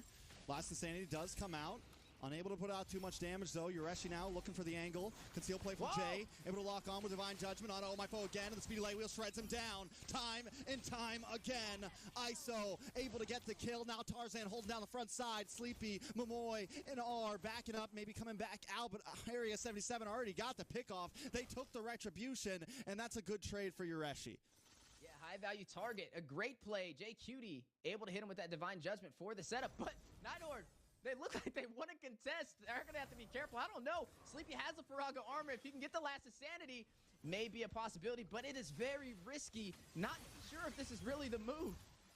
Yeah, they can't go for it. ISO does take a lot of damage there. The Holy Baptism R gets the shutdown. This is their chance, their one-shot R. Maybe looking for the attack here. Momoy knows it. Momoy knows the pressure's on the line. They got to try to move forward here. Tarzan taking a lot of damage, shredded down. Looking for one last shot, but unable to connect. They already working for the angle. Flickers in. Gets the shot, but Tarzan walks away safely back to base. The Lord is out, but Nighthorde still buys more time. Yeah, buying time, but they need to be careful. Yureshi, though, looking for the setup with the Electro Final Blow. Here we go. Ooh, Sleeps comes in with the last insanity. Flickers in. Nice winner truncheon from Marcuti, but still gets the kill. Area 77 forced to back off. Yureshi now looking for angles, looking for ways out. Nighthorde have bought themselves another Lord shot. Yeah, I mean, their defense is coming alive at the 19-minute mark. Yureshi falling a little bit short. He tried to get that Electro Final Blow, not able to close the distance in time to get the setup to turn that fight in their favor, and that's where the Nighthorde kind of profited. Now, a counterplay from them pushing through the mid lane. We'll take that tier 1 turret and a siege for the tier 2. Their chances here. Nighthorde has definitely dropped down the gold deficit. They're now taking towers, evening out the laning phase. The big problem is they have to keep someone at base. They have to keep worrying about these off lanes crashing in. I'll tell you what, I'll lose it if we see another Benedetta backdoor play, but I have a feeling this may be one of those games. 14-9 so far. Area 77 leading in terms of kills, up by 9 turrets, up by 2 lords, 3 turtles. So far on paper, they've been able to dominate, but the later this game goes, these things will stop mattering. I mean, look at everybody, full build. Thunderbelt, Endless Battle, Berserker's Fury, Blade of Despair, one more item working on over there for Clint. Carry, Sia Halberd, Corrosion Scythe, Windtalker, Golden Staff, Demon Hunter Sword, and the Malefic Roar. The full kit. Need to watch out. I mean, we see how fast ISO can chunk down Oh My Foe, especially with Jay Cutie in the mix with the Divine Judgment.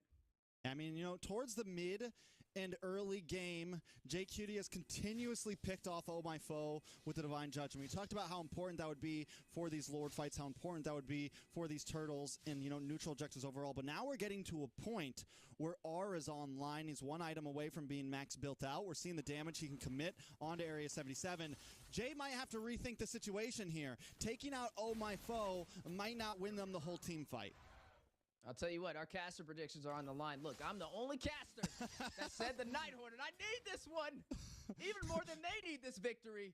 But this is definitely entertaining to see. A very close game for both sides. Either way it plays out, some great execution, and it's looking very promising for the top 8 teams in North America with the level of skill that they have, especially at this late game, right? This is where it goes down to the wire. It goes down to just a matter of seconds.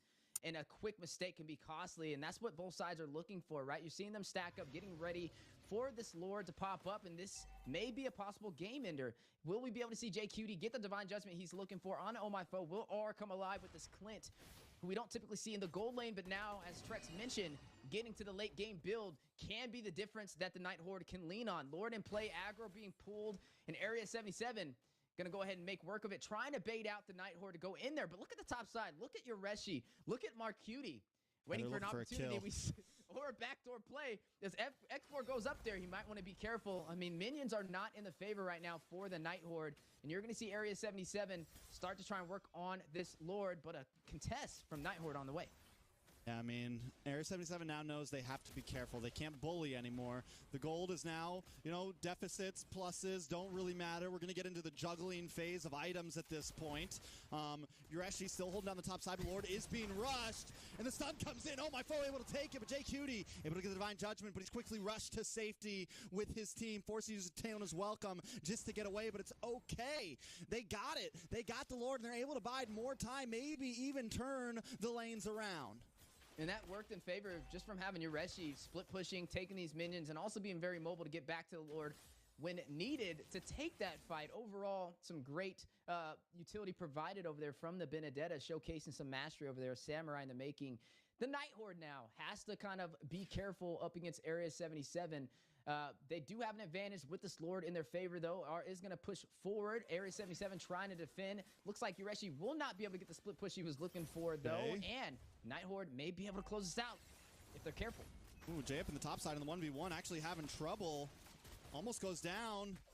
Lord going to be crashing in. Jay forced to go back to base. I think he lost his immortality up on the top side there. Base is crushed in. The Daytona's welcome. Locks on. ISO taken out. Able to just get away back to the base. But no, Sayori gets the final blow. And Marcuti is being decimated as well. The base is laid waste to. Night Horde takes game number 1. Game number 1. A great play to be able to turn that around in their favor. Area 77, a small mistake was costly. And Night Horde now having the slightest advantage in this series, 1-0. Match point, Area 77 needs to be careful. I mean, this was a very close game. Honestly, I feel like both sides are pretty even on the micro and macro. It just really boiled down to the team fighting, right? We saw Yureshi trying to find the opportunity, trying to get the split push, but a good rotation over there at the last second to be able to stop him. Sleepy just doing a really good job on that X-Borg, as you are now seeing Area 77 on the back end. Night Horde, 1-0.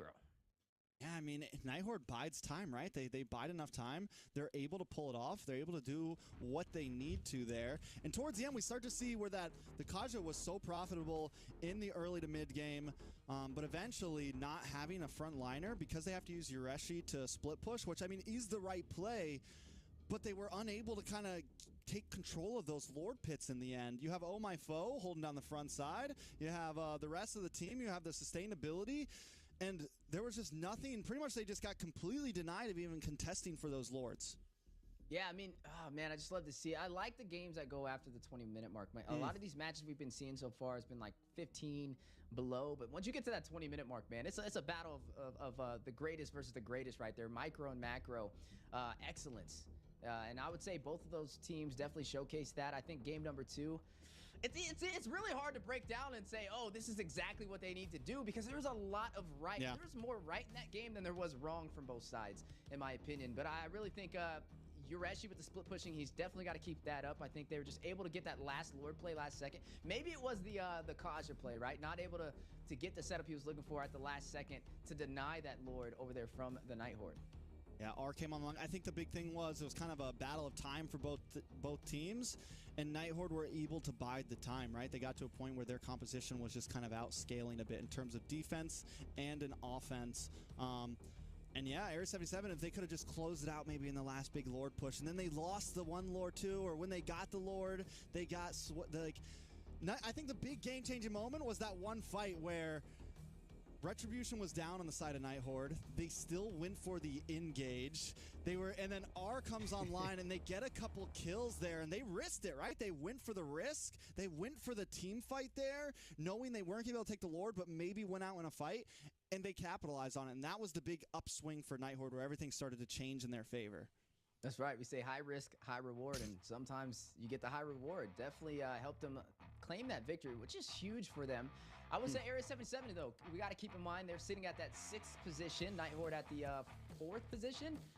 And Area 77, it looked like they were both tied for 4th place after seeing that game with how close the macro and micro was. So we're going to be swinging on over to our post-game stats. You are looking at the Night Horde as a collective 11, 14, and 28. But I feel like this doesn't even really paint the full picture just because of how late the game was. It just boiled down to the team engagements, right? Who could kind of manage those minions and push for that neutral objective for the finish. Yeah, I mean, well played by both teams. And I mean, if there's a series tonight that feels like it could go all the way to match 3, this could definitely be it. It seems we got the API going. Everything's in now. The players, we can see their stats. Everyone's correct. And in the end, I mean, just a wonderful series. And one of the funny things is Night Horde didn't even end up securing all the towers. Area 77 cleared them clean, all 9 towers.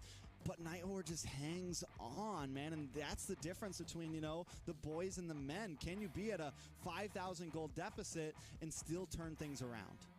Well, that's what we're going to be kind of paying a close eye on for game number 2.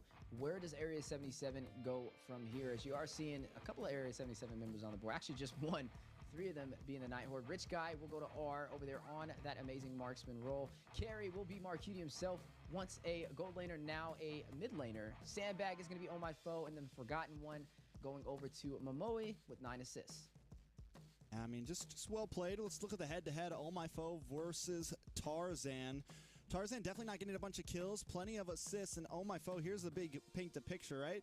4 deaths, but still able to output more damage to Tarzan and just be there when needed and willing to even take a death for the team. And that was something I think that the side of Area 77 ended up lacking in the late game. They went for a hyper-aggressive EXP laner. They went for a more of a support roamer, and all they really had was Tarzan to hold down the front side, and that's where Night Horde ended up coming on top. They have the X-Borg, they have the Barats, they have all these things that can kind of open up these matches for them. Yeah, I definitely agree with you about playing to the late game, which leaned in the Night Horde's favor. I mean, even Area 77, they were looking very promising. Me and you both were kind of wondering about that Kaja pickup and how it would have slotted in against the opposing composition, and it worked out really well. I really feel like JQT got some great setups. He got to get a lot of times Oh My Foe, and then quickly getting bursted down over there by ISO with this carry led to them being able to take some of these neutral objectives. So I think a couple of things definitely went in their favor, but they have to be able to close it out when they have the advantage. There was multiple moments where they had the opportunity to be able to close that game out, and the defense from the Night Horde is what kind of scaled through. You talked about when they took down Oh My Foe, when they didn't have the retribution, they still decided to take that fight. And speaking about taking that fight, we are now jumping into the draft. Game number 2, Night Horde, currently at match point Area 77, needing to win this or they'll be facing a clean sweep. I mean, it could definitely go either way. This time, Area 77 on the blue side, right? Gonna have first pick. Gonna have a slightly different drafting route here on the way they want to take this. They're gonna go for the Ferromies ban up front. Now, honestly, I don't think that either team exactly needs to change their draft a lot. I think both teams came in with clean drafts, clean objectives.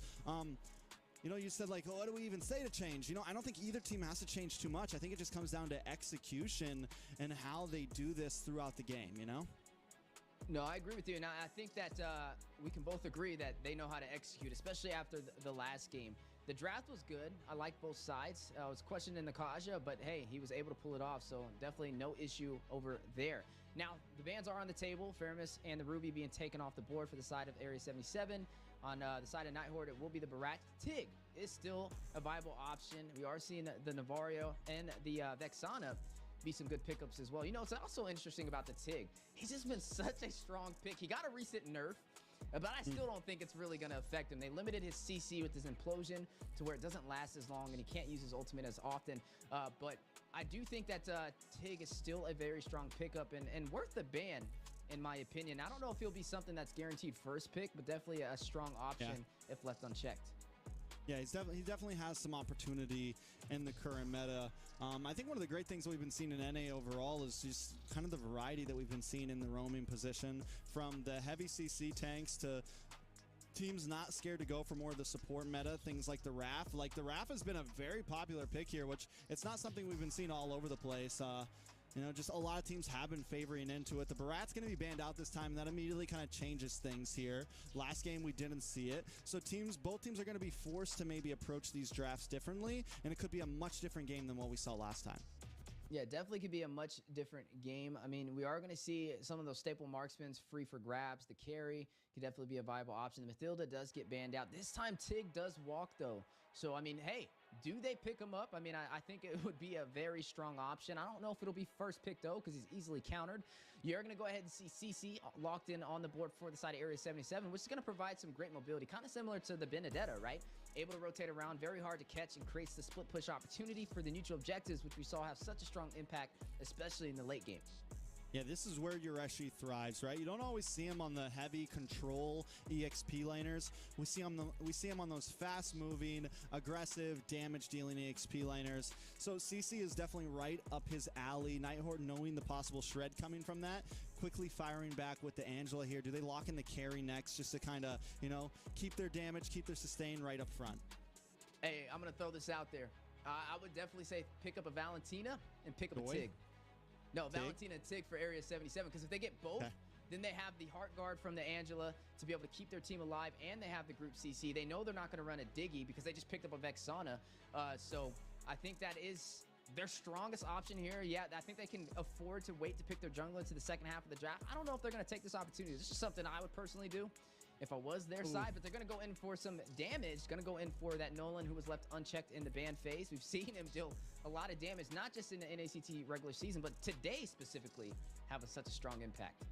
There's some danger here, though. I'm wondering, does Nighthorde fire back with the Joy here? Because Joy Angela is definitely, like, can be scary at times. Joy hasn't had, like, the best games in NACT, but in the right hands, it is definitely something to fear. Tarzan on the Nolan. Last game I casted with Area 77, this pick was open and Tarzan didn't go for it, but Tarzan, like in the past, it wasn't unheard of for him to play assassins, you know, kind of back to his Western roots here. And now he's kind of heavily favored in the utility. So excited to see how he's going to play on this. Does he still got some oil in his joints to move around quick, you know? Speaking about moving around quick, we are going to see Area 77 pick up that Lu Yi. Now, we've seen Lu Yi kind of showcased from a couple of other teams. I think this is the first time we've seen Area 77 with it, though. Lu Yi is one of those heroes that provides a lot of great CC, especially early in the game for some initial setups. It can help the Nolan, especially when you're seeing Nighthorde try and stack around for these neutral objectives. But speaking about heavy hitters, something that's a little bit more common in the Land of Dawn, who's been making such a heavy impact in the XP lane. Sleepy, going to pick up that Paquito. Yeah, and that's something that can punish Lu Yi, right? Punish a low mobility mage like Lu Yi, a squishy kind of glass cannon mage like Lu Yi. I think what's going to be big for Nighthorde is making sure that Paquito is moving early on. Just like we see Yureshi move early on, Paquito needs to be kind of trying to get involved in these team fights and targeting down on a Marcuti on this Lu Yi.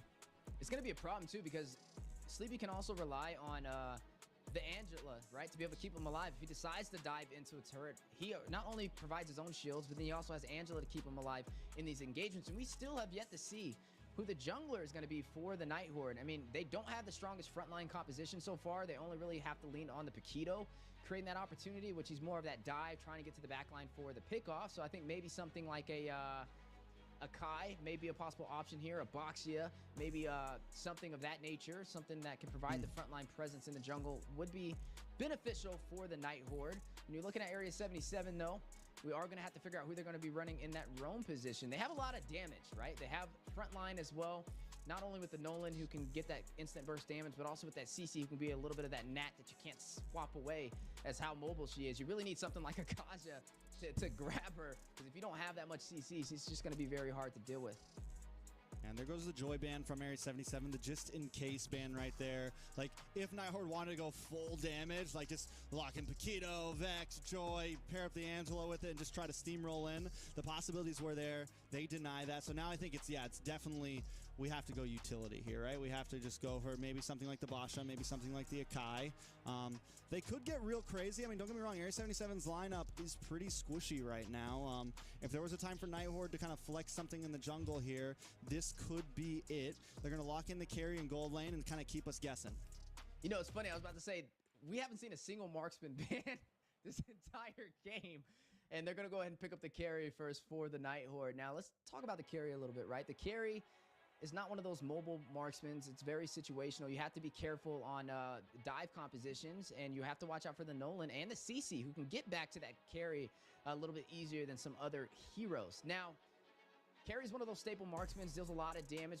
I mean, it's no secret. We've seen her pretty much every single game of the NACT regular season. The Harith is usually picked up against it. Can be an option. It would be a lot of magic, though, over there for the side of Area 77 if they want to do that. They could also go in for something like the Claude. The Claude has not been banned out. Can definitely play for survivability. We know the marksmen are a little bit squishier, but no! They're going to do it! They're going to pill out that Roger. We talked about the Roger right before the stream started. Me and Trex are having a conversation about this showcasing in the international scene. We've seen, what was it, Basic pull out the Roger as well? Basic pulled it out. I think Basic kind of pulled it out as a bit more of like a, let's do this for fun. But we are seeing it get picked more and more and more, and it just adds to the kill pressure that Area 77 has right now. You know, you have the CC, you have the Nolan, now you have the Roger, and they put a nice bulky tank up in the front side. A lot of wombo combo potential here. Like a lot of just, if you get caught off, you are going down. Nighthorde just feels a little more kind of rounded out, a little less risk, But if Area 77 pops off here, it is dangerous. Yeah, that's what I was going to say. Like, I like the interesting draft from Area 77. It's not something you normally see, though. So in terms of it being a synergized composition, I don't really see the synergy there. I think the skill level is there from the players to be able to pull it off. You can get him a Noah Fury. You can have Marcuti possibly proc some CC on top of that. Maybe ISO rushes in with the leak and pounce to get some early kills. I mean, the Roger's one of those marksmans that can be very early and aggressive if you're not careful. Kind of like the Martis, right? When you have a Martis on the opposing side, when you're low HP, you got to back off, man. You can't keep taking that fight, and that's what we're going to see today with the Roger as well. All right, it's match point for Night Horde right now, trying to keep Area 77 on a losing spree and continue their wins. Can Area 77 take us to a game number 3? And that's the million-dollar question right there. Area 77 on their 3rd loss in a row. They lost twice yesterday up against Fiends, and now losing their first match today up against the Night Horde. Night Horde on a 3-win streak right now. 2 wins up against Legacy, and then winning game number 1 for our second series of today. Area 77, they put off a good showcase of their skills in game number 1, but ultimately in the late game, they were not able to close it out. Night Horde was able to take that Lord and push through their base Crystal at that last minute. So I will say for Area 77, if they can find a way to take the early game advantage, they got to be able to hold on to that momentum, and not only hold on to it, but capitalize on it and find a way to close it out early. And the audience predictions seem to have swapped over to Area 77. I'm wondering if that was a mess up or what, but people are starting to feel they had a good game last game. Maybe they think there's some possibility here. You know, I want to talk about this Roger pick a little bit. You know, you do, I think against the carry, it could do okay. You have some poke when he's in his human form. You have some possibilities there. He should be able to get his last hit on minions. He has some escapability. And then when it comes down to some of these Lord fights and things, there's also possibilities for him to kind of reap the benefits, you know. Look for those low target heroes and just kill them. Take them out. And like I said, just Area 77 just has pressure on their team right now. Similar to last game, Area 77 needs to try to look for the snowball here and end game. Yeah, and right now, Night Horde not looking to give him an opportunity, especially knowing that ISO has that early game marksman that can definitely deal some damage up against R running the carry, who's that late game marksman. So a couple of polar opposites on the board. Now, over there for the side of the Night Horde, they are running this Akai in the jungle, so he should be able to hit that heavy spin and have an easier time with the neutral objectives over Area 77. Sayori predicts it. Marcuti able to take the turtle, though. Does go down for that one. Sleepy able to get first blood. Now Tarzan on the run. The Guardian's going to be chasing him down. But still, I love the prediction from Sayori. Sees the moment Marcuti pokes face out of the bush, down comes the Terrified, down comes the Guardian. Marcuti's still able to pull it off, though.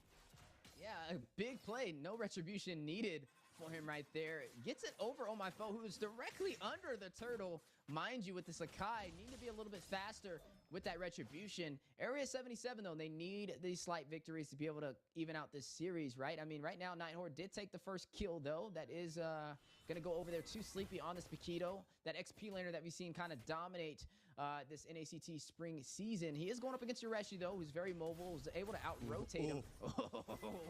Play on the mid side.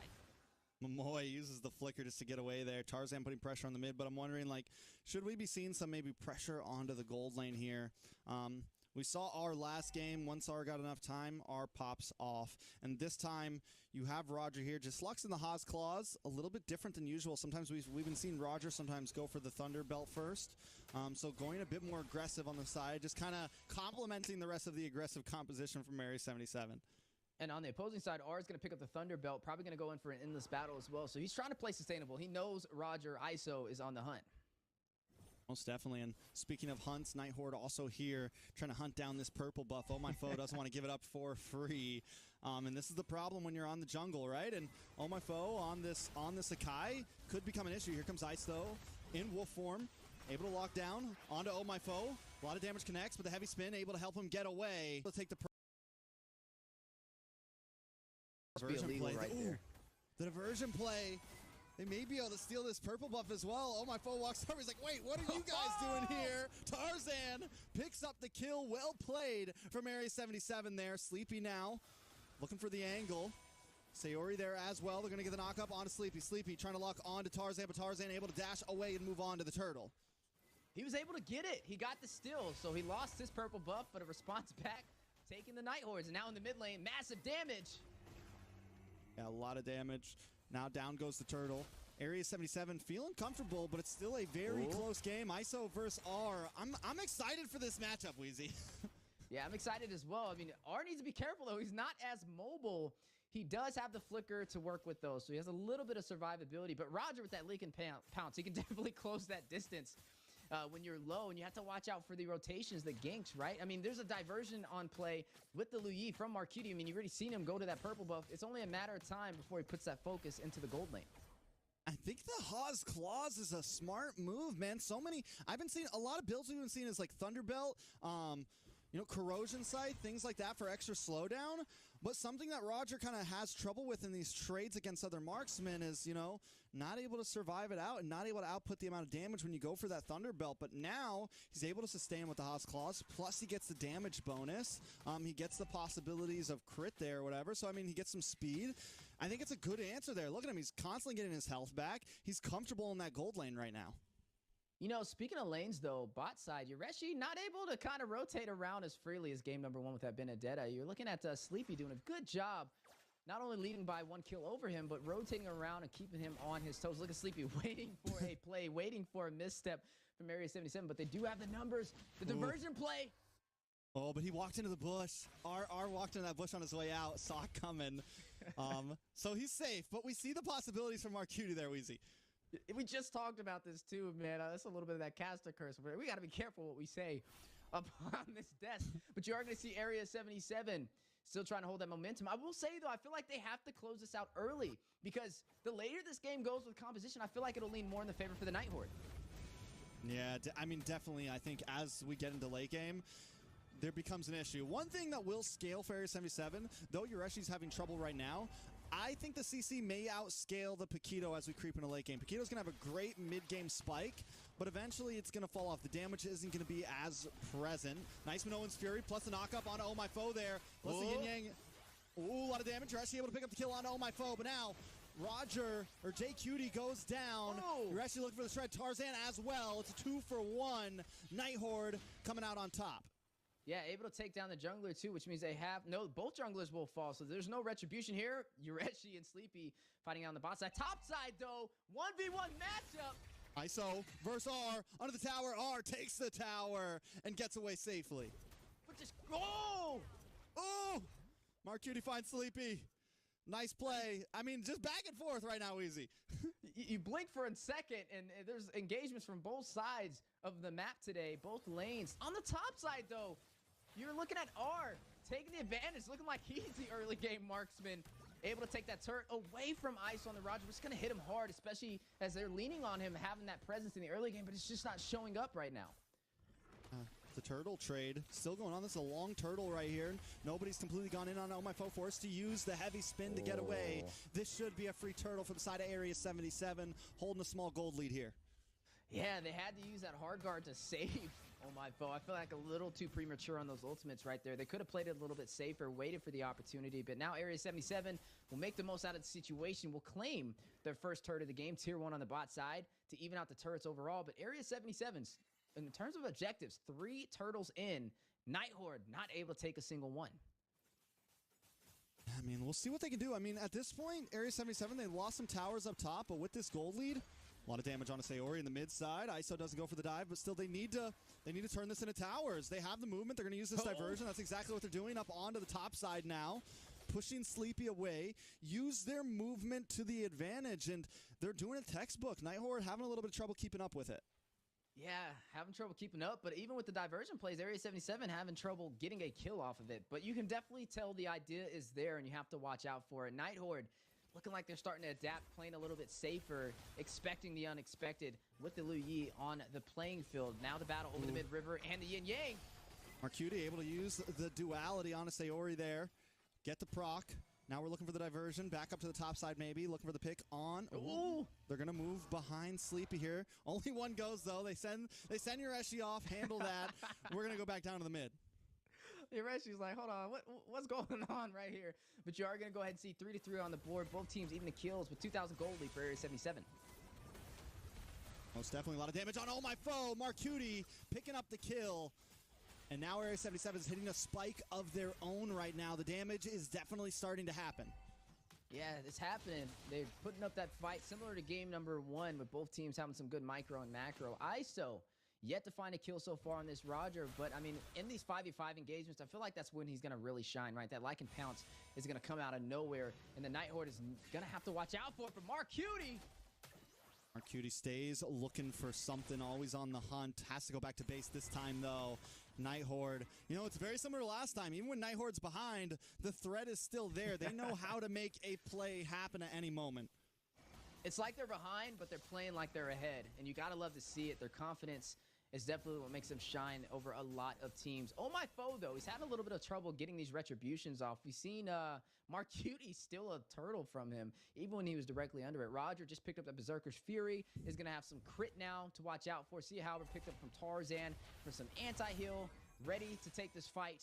The Nighthorde, though, on the other side, doing some good rotations, able to maintain some pressure in the lanes, which is forcing Area 77 to kind of have to rotate around on the split push.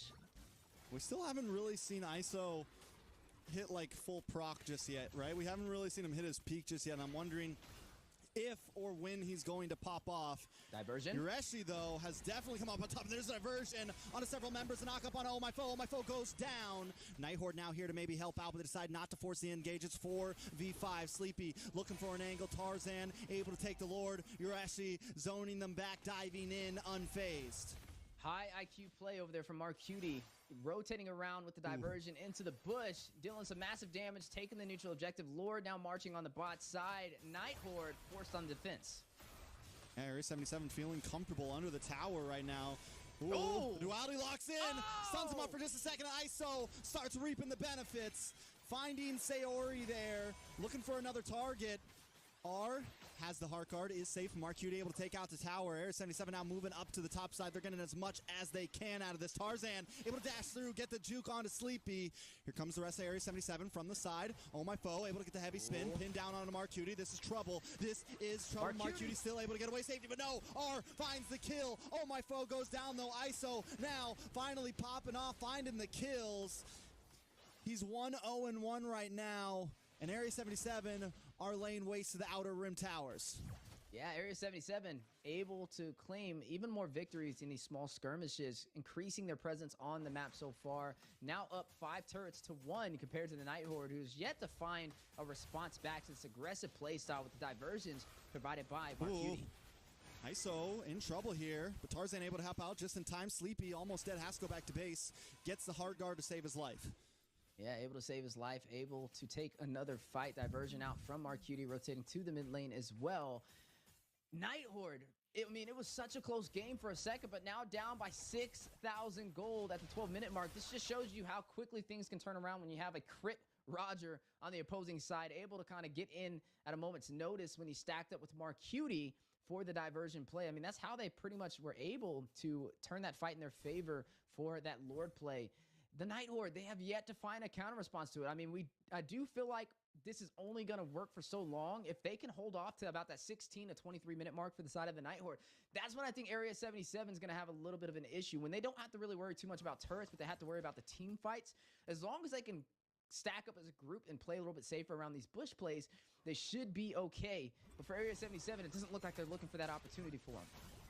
Damage from Marcuti is insane. Sleepy taking the brunt force of it. Tarzan able to lock in. Comes AQ with Nolan's Fury, and they're going to take him out. Sleepy goes down. Momoy now in trouble. Forces the flicker, but Yureshi jumps right on top of him. Momoy looking for safety, but can't find it. Yureshi gets the kill. Make it a spree. Oh My Foe uses the heavy spin, but forced to go back to base, and now Area 77 are breaking in.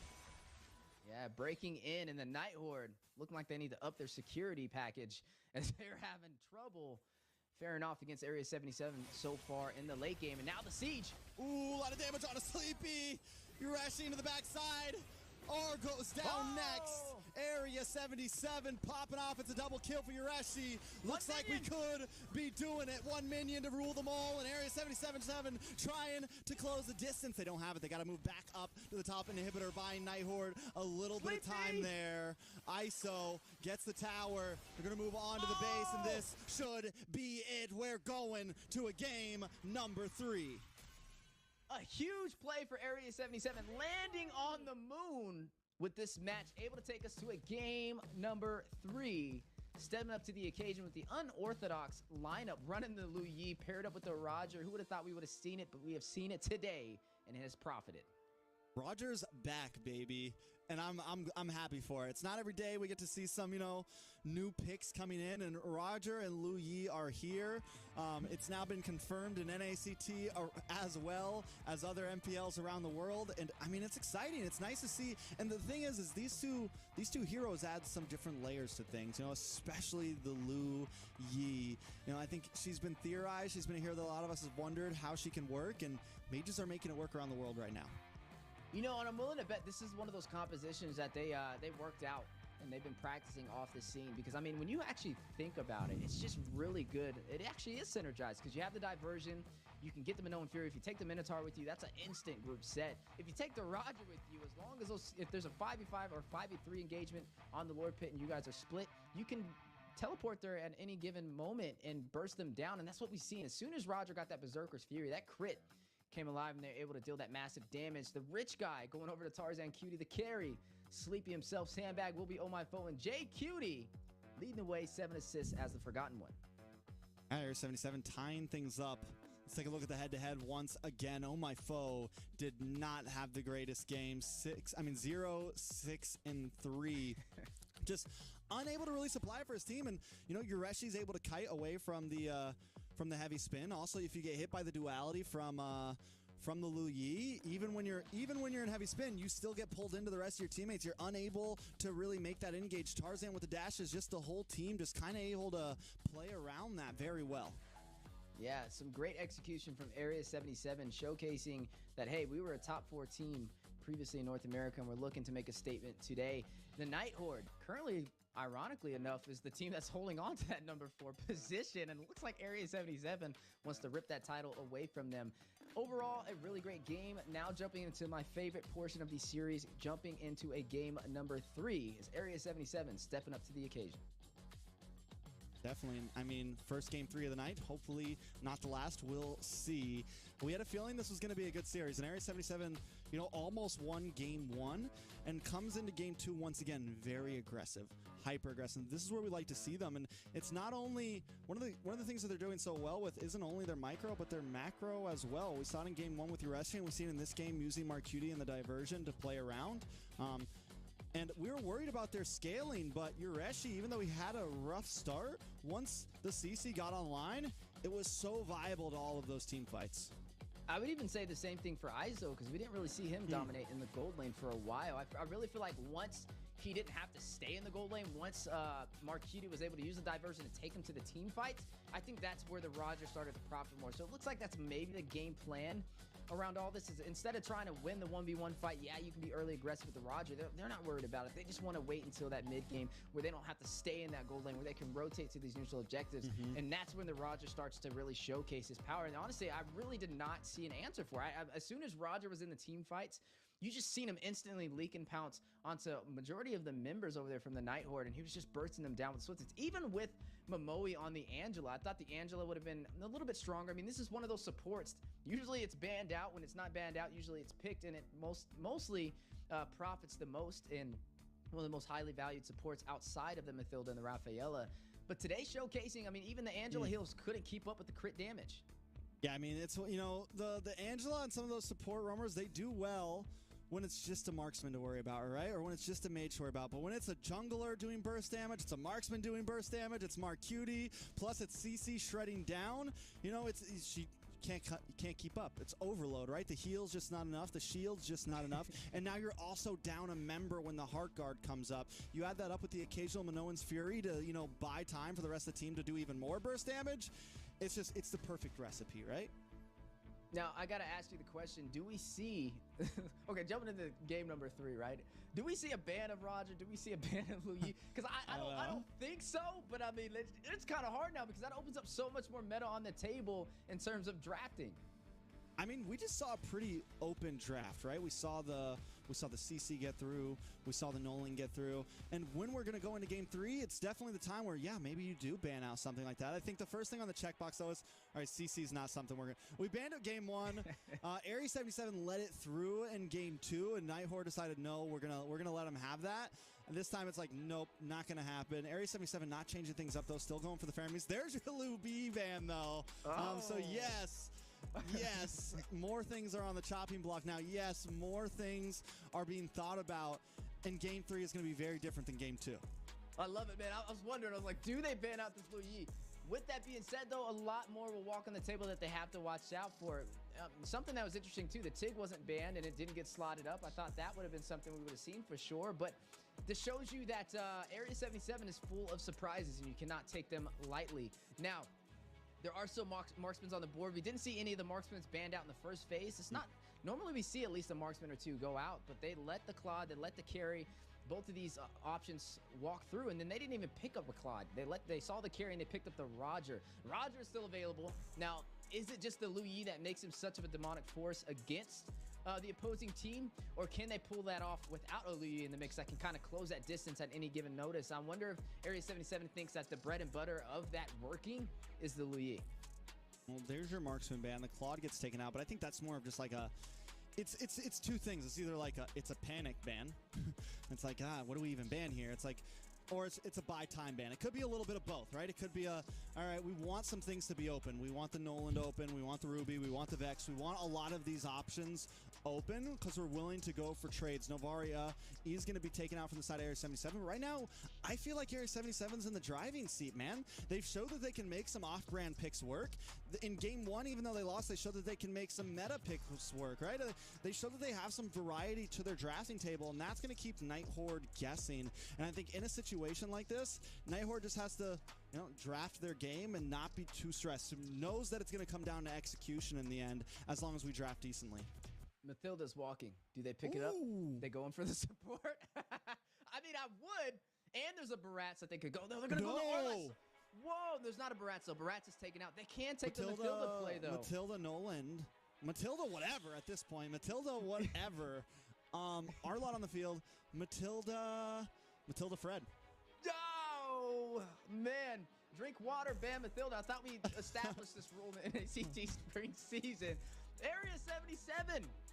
Off to two great pickups. The Fredrin will be really good alongside it. The Fredrin already can sustain himself take a lot of those hits, especially rushing in for those neutral objectives. And Mathilda will be able to get him back to safety. Kind of a similar strat to what we've seen BTK pull off up against Gaming Gladiators, except it's not going to be an Akai this time. Looking at Nighthorde, though, they do have the Arlott stacked up with the Minotaur. I do like this. This is another synergized composition to go up against it. The Minoan Fury from the Minotaur can set up not only the Mathilda, but also anybody in that range. And then it also profits the Arlott composition and the Vexana comboed to allow him to have more of that Demon Gaze for additional dashes for these fights. Picks like the Harris, picks like this Roger, all these new marksman picks coming in have really kind of changed the tide of things. It's like, at this point, Nighthorde's like, we're not even going to pick up a marksman up front. We're not even going to lock in the carry right here. We want to make sure we have a couple other boxes checked first. Especially now that Matilda's on the field, they really have to think about this because they have to be ready for that. I think the Minoan's Fury is a good answer. Good answer for any kind of dive composition that wants to be aggressive on you. They have the Terrify as well here in the final slash. So Nighthorde kind of has all the CC boxes, the crowd control boxes checked. Now they just need some damage. Area 77, on the other hand, kind of has a few things ready as well. They can kind of go any route they want at this point. The Matilda just opens up so many doors for you. Speaking of doors, this may be an opportunity to pick up a carry for either side. It's one of the more prominent marksmen that hasn't been banned. Yeah, they definitely should ban that. I mean, if not, I could pretty much guarantee that being picked up. I like the Nolan ban here, though. I think it would have worked out really well for the side of Nighthorde, as they still need to figure out who their jungler is going to be. Speaking of marksmen, though, I mean, we've seen the Clint slotted in. We've seen the Ixia actually be picked up a couple of times. That's an interesting ban right there. It actually would have worked really well with the Arlott, now that I think about it, because it provides even more CC that he can profit on. Yeah, I'm like, all right, so the Ixia ban makes me think maybe they're going to, lock in a Bruno here. Or they're going to ban in a gold lane. I think Nighthorde, and now Nighthorde's question, it's like, if they're going to ban a marksman, maybe we have to. Maybe we ban the carry here. Because here's the thing, Area 77 gets first pick here.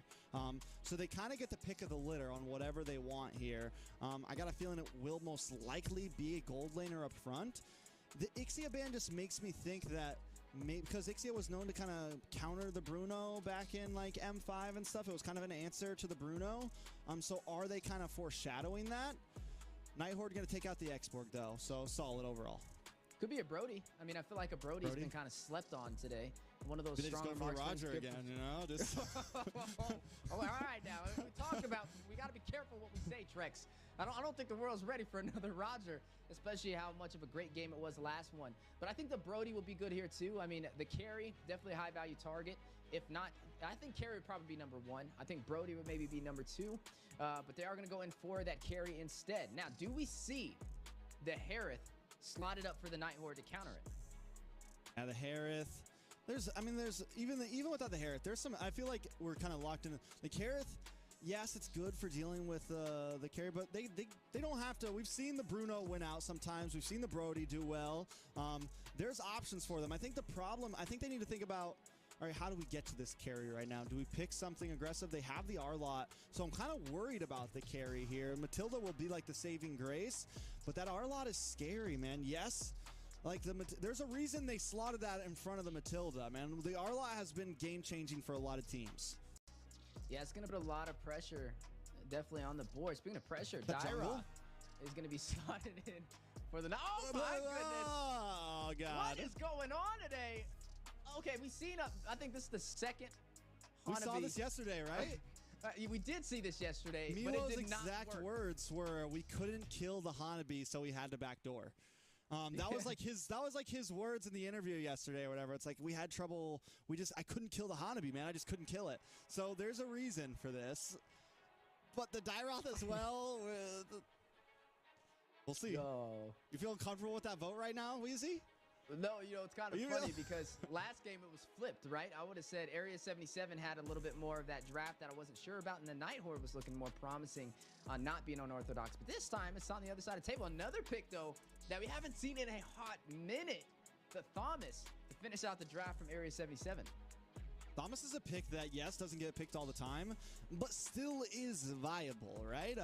Has damage, has sustainability. It's been a pocket pick for teams a lot, and it can pop off sometimes. I want to focus in on this Dyroth though, man. So last time Area 77 went for the hyper aggressive. This time Nighthorde going for a pretty hyper aggressive mid comp with the Dyroth, the Minotaur, and the Vexana. There's plenty of armor shred with the Dyroth, something to maybe burst through this Fretter, and the possibilities are there. And there's also a lot of pressure onto ISO. I think as long as ISO can keep his gameplay clean here, Area 77 has a way to victory though. Yeah, we've seen 2 teams pick up the Dyroth so far. Speaking of 2 teams, Nighthorde and Area 77 embarking into the Land of Dawn for game number 3. Both of these teams trying to make a name, trying to earn some fame and climb up that ladder this spring season. All right, so win cons, right? I think Nighthorde maybe needs to go for some early game aggression here. If they can start things off well, it feeds very good into their Hanabi, who kind of wants to get to late game. So Nighthorde kind of have 2 options. They can pop off with this Dyroth, or they can just huddle down, which we've saw them do in game number 1. We know they have those capabilities. Area 77 as well, though, they're looking at more of like mid to late here. They have some early game aggression with the Thamus, but it's all kind of it's kind of weird. Area 77 has just kind of, I feel like, opportunity all over the map. Yeah, all over the map in the Dyroth. This is the 3rd appearance we've seen of him so far. We've seen him play with Fiends when they went up against Area 77, actually. They pulled that off, and they were able to claim the victory. And then we saw Nighthorde use it as well. Dyroth, funny enough, 2 matches so far and 100% win rate. I mean, it's okay. All right, 100% win rate, 2 matches. The possibilities are there. This is a pick similar to the Thamus, where it's like, it's not like it's unheard of. We've seen the Dyroth jungle. We've seen it work before. We've seen it on world stages before come in and kind of be something that can work for teams. There's a reason we don't see it all the time, but if the team is ready to play around it, it can be devastating to the enemies. Yeah, I feel like it's going to be high risk, high reward. Definitely kind of interesting, especially when it's a tied 1-1. That's a really risky thing to kind of pull off. But speaking of risk, the 1v1. ISO able to definitely win out, but as ISO's only going to win that when he has the speedy light wheel. As long as R has the poke, just because of the passive and everything, so R does have to be careful and look for those moments to strike. you are going to see ISO pick up that Purify as well, so he's not going to be as mobile, but he'll be able to stop a lot of that CC, especially with Momoe with that Minoan Fury that he's kind of worried about. So he's not going to be as mobile, maybe something that the side of Night Horde can lean on. It is going to be interesting seeing this Hanabi with this Aegis, going to be playing for survivability, but lacking mobility as well. So both marksmen should be a high-value target for either side. Yeah, I'm excited to see how Yureshi plays in the stun moves. You know, I think another reason for taking the R-Law is denying it from Yureshi, right? And normally Yureshi's on something a bit more fast-paced. This time, he's on something a bit more brawly. Marcuti! First blood over to Oh My Foe, and oh my lord, the damage already from that Dairoth, and that is the kill pressure I was talking about. JQT now in a little bit of trouble as well. Sleepy gonna dash through. Yureshi coming in with the Conqueror Inferno, able to still get away, and Tarzan secures the turtle in the midst of it, but Sleepy finds one for himself, putting another kill into his pocket there. 1-0-1. It's 2-0 for the Night Horde. A good trade-up for the turtle in my book. Yeah, definitely a good trade-off. The Night Horde, though, not able to claim that turtle is going to kind of help Area 77 out. On the top side, ISO just not able to get the final shot, though, to finish things up.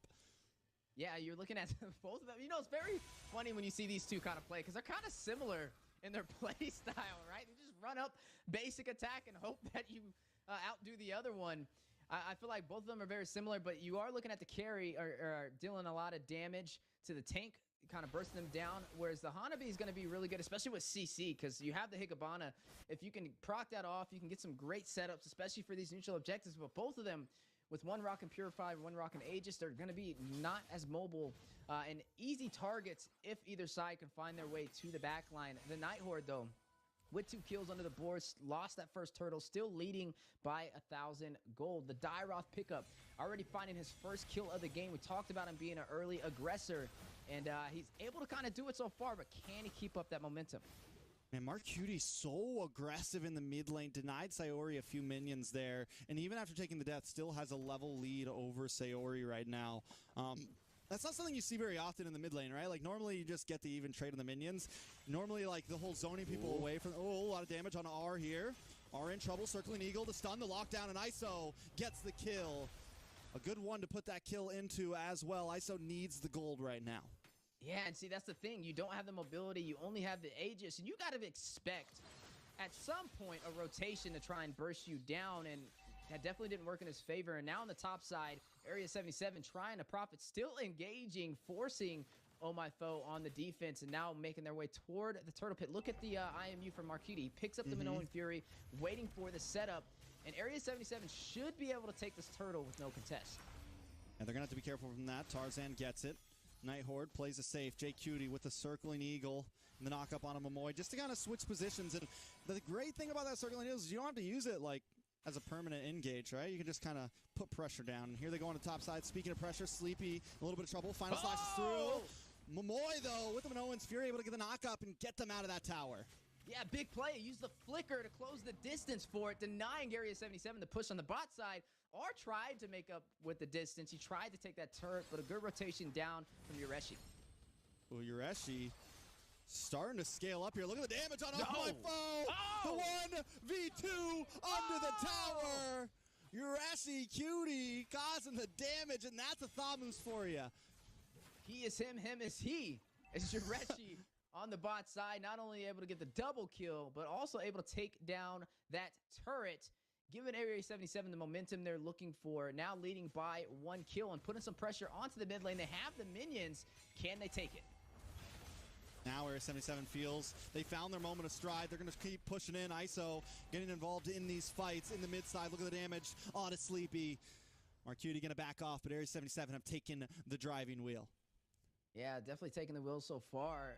R finding his second death of the game, having a very hard time on this Hanabi. But speaking of hard time, Yureshi being very overly aggressive, running this Thamus, definitely has the mobility to be able to get where needed. And there's that Matilda, man.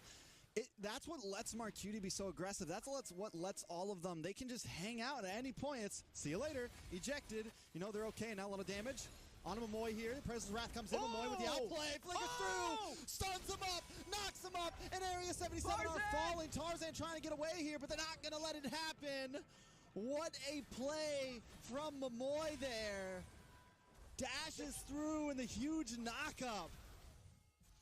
The counter from the Night Horde. One small step in the mid lane, one big play for the Night Horde as they take the tier 1 turret, and now we'll be able to take this turtle. But the top side, nobody there to defend. Will work in Area 77's favor. So they got a little something off of that, but overall, Night Horde still winning that trade. I felt like we were in a UFC match there. You're in the back. Oh, I mean, they're just, the knockup there was so clean. Now on my phone, a little bit of trouble as well. Taken out. You're actually able to pick up the kill. JQD hold the front side. Area 77 advancing. Night Horde forced to use some flickers. Momoy in trouble. Doesn't have the No One's Fury. He can't strike back here. Area 77 knows it's Sleepy. Hanging out in the bush. Tarzan looking for the next target. Maybe trying to make the invade here, but Night Horde's here to force them out. Area 77 have fighting back and taken back the river. Yeah, they were able to clear those minions, forcing Yureshi and Marcuti to go to the top side to defend that tier 2. Circling Eagle from JQD, though, trying to get away. Going to go in for the clash. Now they're going to come in for this orange buff. Tarzan able to take it there. Momoy taking a lot of damage from No One's Fury. With the counter-strike, the final slash on ISO, and ISO taken out. A nice pick-off. Night Horde finding them. Every time, the Area 77 has to be careful. This is something the Night Horde does to them back to back to back. That was a big final slash from Sleepy to be able to get that setup as well. Speaking of setups, there it goes. Trex mentioned it, the UFC fight in the mid lane. I mean, how could you not be excited about these two teams clashing it out? The Night Horde, it looked like it wasn't in their favor, but able to get the counterplay and take the tier 1 turret.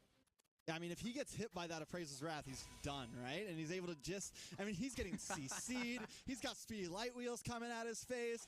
And, I mean, he had maybe a half a second less to be able to get that dash behind the Appraiser's Wrath and get the knockup. Yeah, speaking of knockups, though, my foe trying to get away. Big play. Ooh, you're actually locked on to Sayori. Sayori going to go down first. Momoy might just be next. Area 77 find 2. They want more. Yeah, definitely want more. Off to a good start to turn this around back in their favor. A battle of ping pong between both sides.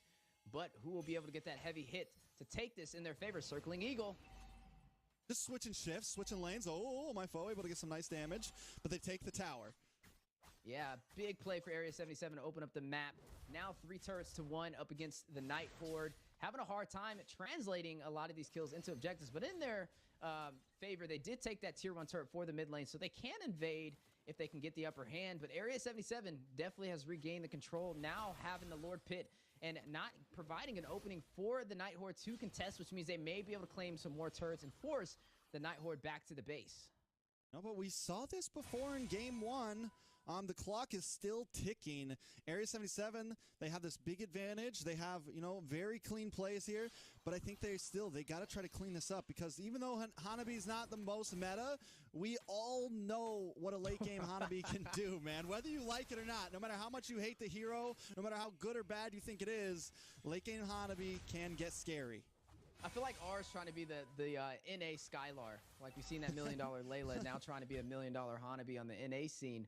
Can he pull it off, though? I mean, that's an excellent read right there. Do we see the Hanabi coming alive in the late game? Do we see Area 77 letting it get to that moment? I mean, they're doing really well. I feel like both sides have good offense and defense, but the Area 77 is scaling a lot better. I mean, they only lost 1 turret. You are seeing the Golden Staff picked up over there by R, so he is kind of leaning into these core items as we get later in this game. And now has some enhanced basic attacks. Flash of Oasis picked up from JQD, and now the Siege for the tier 2 turret in the mid lane on the way from Area 77. Lord going to be crashing down the top side. ISO taking out the mid tier 2. Night Horde. Oh, wait a second. No One's Fury does lock onto JQD, but he's able to just dash away. Marcuti dashing in and out once again, getting some poke damage. Area 77 unable to break an inhibitor just yet. Night Horde still not scared. You're actually looking for the angle. Tarzan gets final slash, pulled back in, able to get away from safety. Marcuti with the flicker. The knockup. R taken out. Night Horde forced the flicker back under the tower to safety, and Area 77 not done just yet. Another wave crashing into the body in the top side. Nice stun onto ISO. ISO in a little bit of trouble here. Sleepy able to vengeance dash through. Now Area 77 finally backing off. Marcuti with the flicker play. The IMU, the Minoan Fury, setting up majority of the members of the Night Horde for that opportunity. Very high IQ plays right there as you are looking at the gold advantage for carry, up by over 1,000. over there into the hands of ISO, stacked up against R on this Hanabi. Having that Demon Hunter Sword, having the Corrosion Scythe and the Golden Staff, working in his favor. But speaking of favors, the Siege for the purple buff. Area 77 deciding to back off. It's a low-kill game. We're at 12 minutes, it's 6-7. But I feel like we've been seeing so many team fights. I feel like it should be higher than this. Yeah, they've both been doing an amazing job. And, you know, we talked about the Hanabi earlier, and I think the big problem, the big slip-up is that Matilda, man. Nighthorde can't find, even though they're behind and they are getting some good plays, Yureshi able to pop the Encounter Inferno. Just 1v3 them right now. Buying time, R goes down. Minoan's Fury does lock in. Yureshi finally bites the bullet. Momoy goes down. Mark Cutie able to find it. ISO popping off Oh My Foe. Make it another one. Make it a double. Kasayori will be next. And Sleepy on the block. Ready, terrified, gone. Tarzan seals the deal. A wave of minions to help finish things out in Area 77 will take game number 3. They're going to buy their time here, but that is it. Phone home! Phone home as the Aliens have done it again. The reverse sweep up against the Nighthorde for game number 3. Area 77 looking to climb up that ladder as we are closing through the final days of the regular season of NACT, showcasing their micro, and their mastery as a team. I mean, just well played. All 3 games came in with a plan. Game 1, Nighthorde were able to withstand it, but I will say this, Area 77, the aggression from them was there in all 3 games, and it felt like they always kind of had control. Yeah, you know, it's like when you go to a game 3, I don't know if it's just me, but that's the last thing on my mind is to pick up a Hanabi. I'm just going to throw that out there. With that much on the line, man, I don't know. But I will say, actually I do know, I definitely wouldn't do it. But Area 77, credits to them, some great rotations. I feel like that was a good game overall, though. I wouldn't say it was one-sided, but I definitely will say that the carry profited way more than the Hanabi. I think there was some good setups from Marcuti as well. Running that Valentina, taking that Minoan Fury, getting some great knockups. But I also will say, Jay Cutie, you mentioned it as they were fighting it out, the slip-up in the draft, allowing the Mathilda to walk. Yeah, man, that 0-0 and 10. Jay Cutie was the savior, and, you know, we saw it throughout the whole game. It allowed the whole team. It allowed Mark Cutie to just be in their face. It allowed Tarzan to be in their face. It allowed Area 77 just consistently cause pressure. And one of the last items we saw locked in from ISO there, that Wind of Nature, that was kind of it. At that point, it was ISO could really just hang out, take free shots, and just unload. Yeah, and as you are seeing both of these teams, 7-12. I mean, it was still considered kind of a low-kill game, a little over the double digits for Area 77. I will say this was definitely a little bit more of a faster game than game number 1, as you are seeing the head-to-head matchups right there. I mean, even the jungle's not really too high in terms of kills, but more just focusing on these objectives. But Tarzan Cutie able to kind of seal the deal a little bit better with that overall 7 rating compared to Oh My Foe. I will say both of these teams, though, looking very strong, you know, days before the playoff season, and I can't wait to see how they perform. But overall, damage dealt. I mean, let's just look at the carry versus the Hanabi. Hanabi actually outscaled the carry by 5,000. And that just shows the shield, right? It shows the movement, and though Hanabi was able to kind of unload, it wasn't enough to deal with everything that Area 77 brought in that game. Yureshi as well. Oh my God, that outplay early on, the 2v1, just diving in, disgusting Z. Oh man, absolutely sick nasty. Area 77 showing up with their moon boots on because these players were out of this world. They came in, even in the first game, you know, they lost, but they had so much control throughout the entirety of that game. Again, you know, they took that loss the first one, but still, and then they still managed to carry out control throughout the second and third game and really show off their ability to play effectively as a seasoned team this season. Most definitely. Well played from both teams. I mean, very, very clean. Any, like, you know, Wheezy, Nighthorde now takes that loss. Area 77 showing that they're still in this. And it just goes to show, like, you know, what's going to happen in the playoffs, man? Like, who's going to end up coming out on top? It's that spider web of NACT. You're on top of me, but I'm on top of this team, and they beat you last week, and it's just all over the place. I'll tell you what else is all over the place. My freaking win rate over there with these predictions. Godly.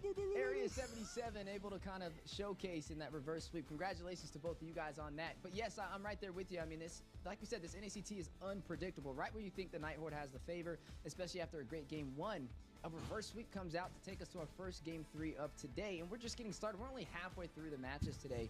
And I do believe today is going to be some of the best series that we had so far in the regular season.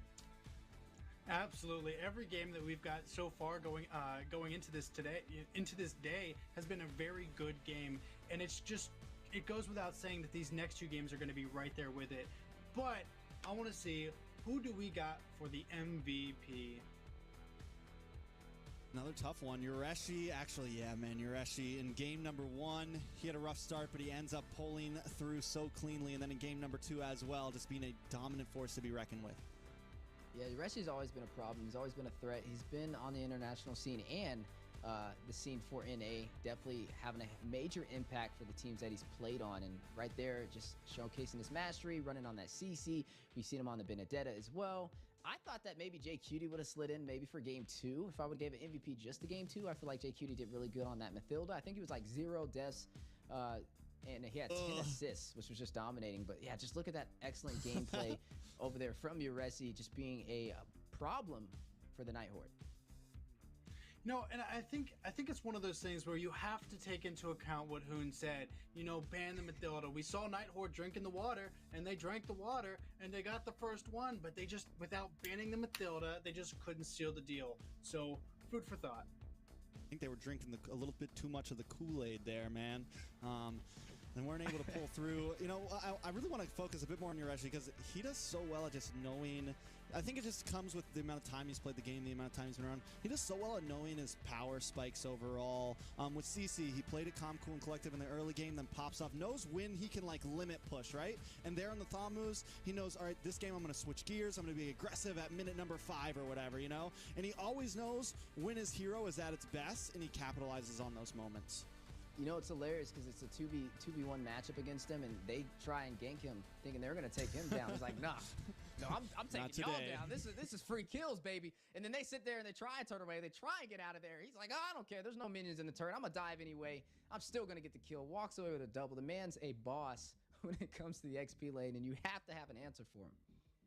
Yeah, Thamu's definitely one of those heroes that exists that's actually very capable of, you know, pretty much 1v5ing an entire team if they've got enough of a gold lane, which is less of a gold lane than one would think. Trust me, I learned that from experience. But, you know, we did see some other pickups that I think did make a big difference on Nighthorde side. You know, we saw that Deereth picked up, and although he's got that really strong early game, whenever you look at, like, let's say the Thamus versus the Deereth, even though they're in different roles, you're talking about one that scales really well, and then one that just kind of falls off a little bit early, at least in my opinion. And unless you're getting a lot of really good kills and really exploiting your advantage to take those early objectives, then that Deereth just becomes, you know, not the greatest pick. I mean, yeah, it was. I think the idea was there correctly for the Dairoth. It was definitely something that, like, could have worked, and we saw the damage immediately. But it needed to be able to continue on that steamroll. It's similar to, like, the Mardis, where you want to get kills early on, you want to snowball, but it's even riskier, I feel like. I think the idea was right, but then also you pair that up with the Hanabi as well, and, like, now you have too big. You're rolling too many dice at once. That's what I was going to say right there. I mean, you pull a 100% win rate Dairoth, and you decide to pair it up with a, I believe, 0% win rate Hanabi. I don't think that math is mathing right there, and unfortunately they weren't able to pull it off. Maybe if they were able to last longer, but then you go up against the Mathilda. It's just so much to deal with. The Mathilda, one of those stronger supports, the strongest support in my opinion so far this NACT spring season. If you don't have answers for that, you're not going to be able to pull off those unorthodox picks. Yeah, and again, you know, exactly the same thing we were saying. You know, Hanabi is one of those heroes that just scales extremely well, very strong in the late game, but the Deereth just isn't. So it's like you have those different options, and that's good for balancing out your team, but you still have to take into account what the team's actual capabilities as a whole are. So I do think that we are getting ready to go into a break. Any words? All good? I'm excited. Oh, yeah, Wheezy, go. Hey, drink water, ban Mathilda. We'll see you guys on the next one.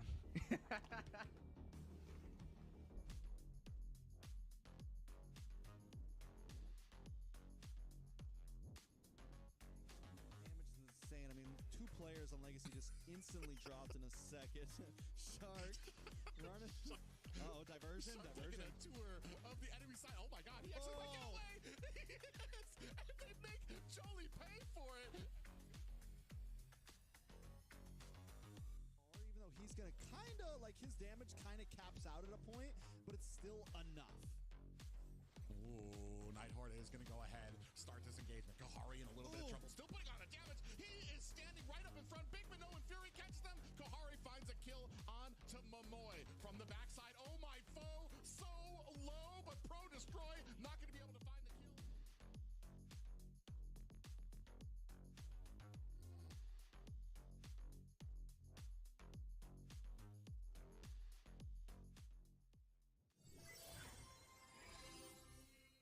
Ooh, big I'm offended. Momoe able to catch Yato. Finds the backline for Devious Activity. Off to a good start.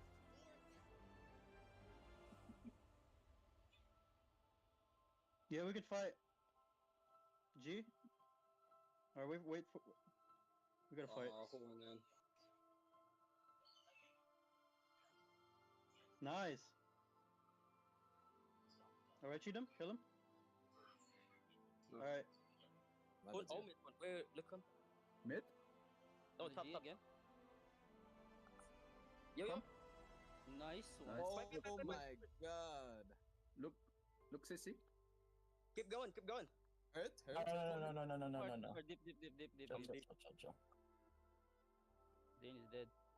Hurt. Kill Howard, Kill. I got Vexana. Nice. GG. You kill this guy first. Can we kill this guy? Yeah, KDA. Can we recall, bro? Can we recall? No, I'm not gonna kill him. Kill him. Kill him. No way. Oh. Yo, look. Insect mode. I can't hold that Lord. Yo, Nice poke. Toon flicker. Nice Toon poke. flicker. He flickered? Guys, we can go. Yeah, I'm strong. Ruby ult. Guys, come. Nice, Milo. Back siya. He's dead. Nice.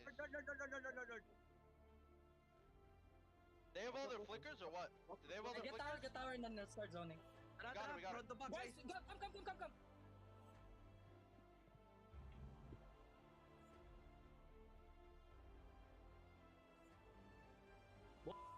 come. Nice. Let's keep pushing.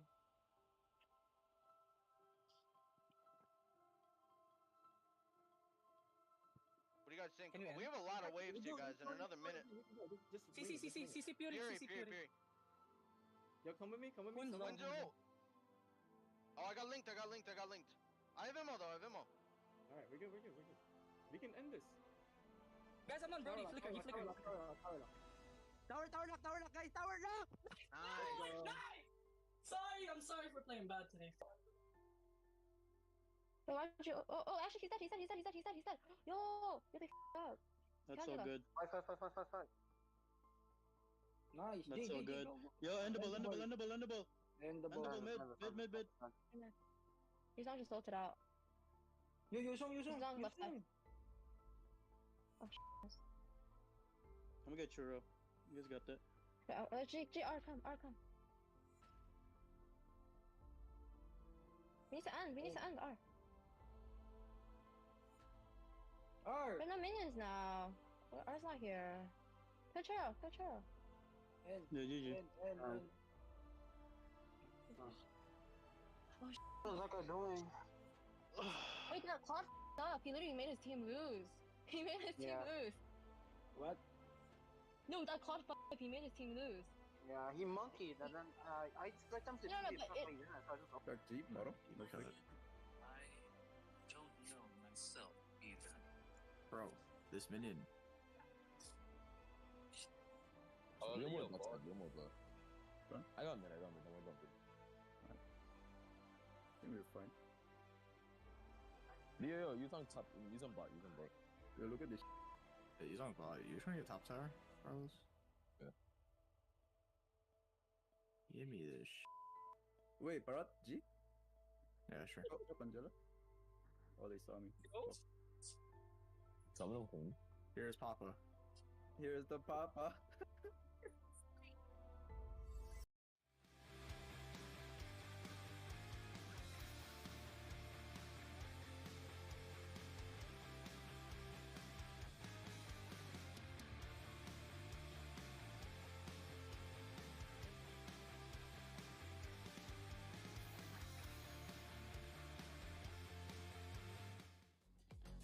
Welcome back, folks. After another hot and ready game, I think I'm ready to get into some cool ones. And we got some cool ones coming up with BTK versus the Fiends. Trex, how do you feel about it?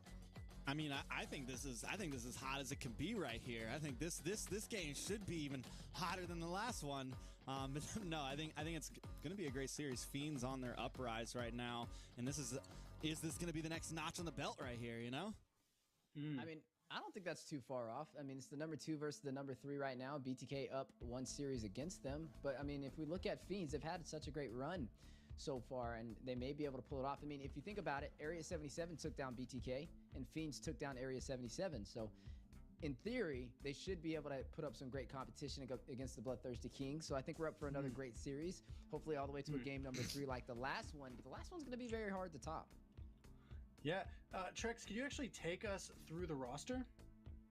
Yeah, let's go into it. Fiends, a team all of us have our eyes on. Kohari, a.k.a. Kohari the Brave. We got Magic, we got Churobami, Pro Destroy, and Uneven, the team that has taken NACT by storm. You said it, Wheezy. You know, BTK might have the win, but they are tied in points. It is 11-11 for these two teams. So I think for me, when I'm looking at these two teams, I'm looking at teams that have potential. They've been doing well already, but both of these teams have the potential to not only do well within the respective regular season, which we've already seen, but I think either one of these teams actually have the potential of making it through the playoffs and up to the finals if they play their cards right. Yeah, and speaking about playing cards, I think we're going to have to take a look at the Bloodthirsty Kings now and see who's on their roster as well. You are seeing Basic rocking in the gold lane. You are going to see Cold World in that roam position, formerly on The Simpsons. Nicolette dominating as that mid lane menace. Mobazane running the jungle himself. And then Milo flashing the XP lane. Definitely strong teams. And again, I feel like every second that we're waiting for this match to start up, I feel myself like, maybe it is this matchup, man, because like I feel like I'm starting to sweat. You're sweating? The games have been building up, and dude, I might have to go turn on my AC just for this match alone, which would be a start because I can't afford it. I'm just kidding. He always catches me. It's the pass. Weezy, you pick up. You pick up for that, Weezy. You pick up for that. Oh, man. All right, well, first of all, we got to figure out this AC problem. We'll save that for the break. But as we are jumping into this match, like I said, there's a lot of exciting things to kind of look forward to. Let's talk about BTK first. BTK had a really good series yesterday. They took down Devious Activity. Both of them were pretty long games, though. Game number 1 was 25 minutes. Game number 2 was 20 minutes, which I wouldn't really say when a game goes that long, it's not one-sided. Like when a team is able to kind of sustain themselves to that 20-minute mark, there's definitely something there that's working in their favor. So I would say BTK may have a little bit of a challenge, as technically on paper, Fiends is a better team than Devious Activity, at least with the regular season. They're sitting in that number 3 position. For Fiends, they may be able to pull this off, but they are going to have some challenges. Number 1, shutting down Mobazane when he's rotating around the jungle. We know he rotates around, and we know he likes to be that bully with the frontline composition heroes, and they need to find a way to kind of disrupt the synergy. Yeah, for sure. And, you know, I think at this point, I think we're going to find out right now, you know, is BTK, like, really, are they really them? Like, did they have, like, a bad first game, or did they just get lucky in some of these other games? Like, has it been luck? Is it skill? Was it a bad first game? And I feel like, at least for me, there's a lot of questions and a lot of confusion that still shrouds around the being that BTK is this season. See, for me, I would say everything you just said, but more for Fiends. I think we know all the players from BTK. Yes, they did take a loss in the beginning, but there's really not that much shroud or mystery around them. Like, these are all top players. I think, like, the slot that they're in was predicted. I think the big like, it was like day 1 that everyone was like, whoa, what is going on with BTK? Fiends, on the other hand, you know, when the first week happened and we saw the first four games for them, I was kind of like, all right, is this a team that, like, whoa, like, is this luck for them? And then they kept winning, right? They started off beating Bloodhounds, and that was like, All right, yeah, it's Bloodhounds. Like, they got the win. We thought big things from Bloodhounds, but now we're seeing that's kind of clear. They come in next day, losing to DA, but still taking a game and almost taking game, like doing very well in game number 3. Then they beat Legacy. Then they take a loss to Nighthorde, but still take a game. Then they beat Area 77 yesterday, and now it's like it's official. The news is in. Fiends aren't just, there's no more like theorizing on Fiends. They also look like a very clean team. Now, their last 2 days are going to be their 2 biggest days yet, right? They got to go up against BTK and they got to go up against GG. And whether we like it or not, BTK and GG are the 2 teams that everyone was expecting to be the dominators this season. But now there's a couple more teams on the block, right? And Fiends is definitely one of them at this point. That's right, the new kids on the block, and they're making a name fast, and everybody's turning their heads. I mean, Fiends, I would say it's fair enough to... They have a lot of new players that I haven't really seen too often, at least in the top 8. So technically, if you really think about it, they'd be considered a dark horse for North America, right? And they are doing it. This is actually the dark horse story coming to fruition for them in that 3rd place, and this is their chance to be able to take down the number 2 and rise even higher on that ladder, trying to shut down BTK. You mentioned them both being tied up with 11 over there, so maybe this is what they need. But for BTK, they're not going to give it up easily. I mean, the Bloodthirsty Kings are able to fight it down to a wire. Like you said, the more common team in North America, always making it to the grand finals, or at least to the offline event, if not the grand finals. They've never not made it into a top position, even when it comes to top 8, right? I think the lowest that we've seen BTK score in our NACTs was what, 4th place? No, 3rd place? They had one really bad season, like a long. Remember, like 2 years ago, they got knocked out by this random team in like 16 spot or something like that. But and that was when they had like Cardi on their team, and there was some crazy stuff going on. Yeah, it was a different roster, and then they were able to make it up though. They still got higher later on, I think. Yeah. But yeah, they did lose that qualifiers game. But nonetheless, like you said, BTK, it's been proven. We're in terms of statistics, we always see them hold on to that torch for a long time. And the only team that ever really rises up to the occasion is usually Gaming Gladiators or Outplay or whatever variation of that with the core trio combination. But now we're starting to see other teams rise to the occasion, like Area 77. And since Fiends beat Area 77, they may be able to do it. So I think this is going to be, if not the spiciest, the second spiciest series of today. But last series is going to be very hard to top, but this one can definitely do it. So, right to the point, predictions. Who do we think is going to win? I forget who I put here. I got to put my marbles on BTK right here. Sorry, Weezy, there's not going to be a comeback opportunity for you tonight. I'm pretty sure the rest of our votes are the same. Like I said, Fiends, they're good. They look very good, and I definitely don't think it's just like completely one-sided here. But in the end, I got to put my all my marbles on BTK here. Steph? Okay, so I will say, first of all, Yue, the mad scientist, again, the only one to defy the odds. Is this man crazy, or is he just a secret genius? Or is he a Fiends fan? Yeah, he's a Fiends fan. Let's be real here. We'll have to see. But, yeah, I mean, I'm right there. Like I said, BTK, I mean, it's kind of hard to, like, vote against them. But if there was a true dark horse, I would say it would be Fiends, the new kids on the block, to be able to do it. So I do think that this is going to be anybody's game, but I'm not going to hold us up anymore. Let's get right into the draft. All right, Fiends up against BTK. Fiends on the blue side. First pick right here. Now, we said it earlier, Weezy. We said that, like, Fiends they've won some games against some you know, they've made a name for themselves. But there's much more. There's bigger opponents to face. They had a nice eased-in season, I feel like. And now you're going up against BTK. Next week, you're going up against GG. You know, how are they really going to compete here? Bans and drafts are in. Now, I will say, though, I mean, me and you both can attest to this. A lot of teams have a struggle when it comes to taking down the top 2, right? It's like a brick wall when they go up against the Bloodthirsty Kings and Gaming Gladiators, and we don't really see a lot of teams able to close that distance when it comes to micro and macro. But now, Fiends getting their chance to showcase to the world what they're capable of, putting everything on the line. BTK, starting it off with the bans, is going to go ahead and take down that Angela. Now, I will say, BTK has been profiting a lot on this Akai recently. We've been seeing it be slotted. I think it's one of the best heroes for Mova Zane, especially running that frontline composition. He doesn't really need much help when he can use that heavy spin and get these neutral objectives. That should be the focus for Fiends. In my personal opinion, they got to stop this man's Akai. It used to be the Fredrin. but the Akai is a little bit more of a threat. But speaking of threats, there is a little bit of bans on the way for the frontline junglers. We are going to go ahead and see not only the Xborg banned out from BTK, which could be flexed to the XP lane, but on the other side, the Fredrin and the Barrettes. So I'm pretty sure this is official. Fiends did not ban their first ban. Whether it was we didn't know what to do, we planned this, I don't know, but that is official right there. No ban for Fiends. I'm almost positive, 90% sure. BTK on the other hand, take out the Angel like you said, take out the I'm mind blanking. That missive ban is like really messing with my brain right now. I'm like, Correct. take out the Xorg. So yeah, we're doing the GG route against BTK right now. We're banning into Mobazane. You know, and this has worked for many teams, but I think this could be a year that you know, you got to be careful about it because BTK has a lot of other hard hitters on their team this year, and Mobazane has showed that like he still has some other things up his sleeve. Yeah, I mean, the Akai is still available. It looks like they probably didn't ban that out. They go for the CC. Do they go the Akai right here? I mean, I'm wondering if so. I mean, it's definitely one of the stronger junglers, and he has the box yet still. We haven't seen the box yet recently from him, but it's still an option. Nolan is still on the table. Could be picked up from either side to deal some damage.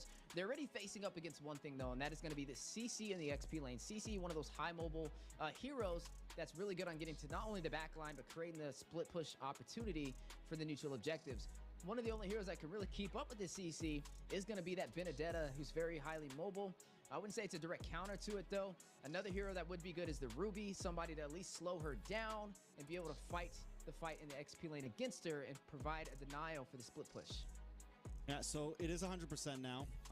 That ban was just missed by Fiends. We don't know why, but yeah, they did not ban. BTK, you mentioned it. They go for the Faramis up front. Arlot's open. They decided not to pick that up either, so there goes the Ruby ban.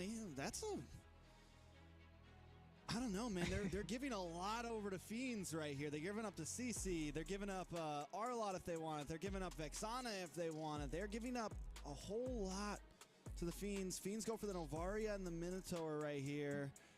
BTK, I don't know if this is all part of the plan, if they're kind of a little overconfident here, but that's a lot of value over to the side of the Fiends. Do they go Akai, though? This is actually similar to yesterday. They had the Ruby, they had the Faramis, and it worked kind of out in their favor, providing that sustainability. I think the Ruby's more for the maybe the XP lane, maybe for the CC, still can be flexed to the roam position. We know for a fact the Faramis should be in the mid lane. I mean, last time we got to see Nicolette run that. She did really well, so possible game plan and a strategy. Minotaur has been picked up from Fiends, is going to have the Minoan Fury, is going to have some good knockup, especially up against a team that has to kind of stack around the Faramis to provide some heals when it comes to that Nether Realm. But they do have the Ruby. There goes the Akai we were talking about, though. I don't know why this walks. A lot of teams just let it walk. I mean, honestly, I think it's about time to put some respect on Mobazane's Akai. But hey, maybe there's a plan for Fiends as we are into the second phase of the draft. It almost feels like this is a better pick for Zane than the Fredrin, mainly because it works so well against other utility junglers, man. It really just helps them open up in these, open up Lord Pits, open up turtles. Like, just anytime there's a big neutral objective on the field, it does so well on counterplay to so many things that other teams want to bring. Also, he just does so well in tight positions, getting those pins, finding pickoffs, the ambushes, all of the above. This is definitely a pick that maybe isn't the most popular utility jungle for everybody, but Zane shows that it works very, very well in his hands. Do you think we see a Martis? I mean, if Martis walks through this, Fiends could pick that up for the jungle. I mean, there's a lot of CC they have to go through, so I think an anti-CC jungler is not the worst decision, especially up against Mobazane, who's already going to be running that Akai. There goes that Benedetta being banned out. We talked about one of the XP lane matchups up against the CC. Maybe they're expecting this Ruby to be slotted in that roam position. Definitely could be a possibility. Now, I think the Xborg has been banned out. I would have said that definitely could have been an option over there for the side of BTK. Carry being taken off the board, one of those staple marksmen, kind of limiting down the opportunity in the gold lane for Fiends. And they have Kahari. That's Tony Montana. That's Kahari the Brave over there they got to watch out for. Yeah, I mean, they definitely got to watch out for it. And Fiends, I think they want the Claude here to counter out the Faramis. I think BTK, high chance they pick it up to kind of stop that from them, especially since they didn't ban it.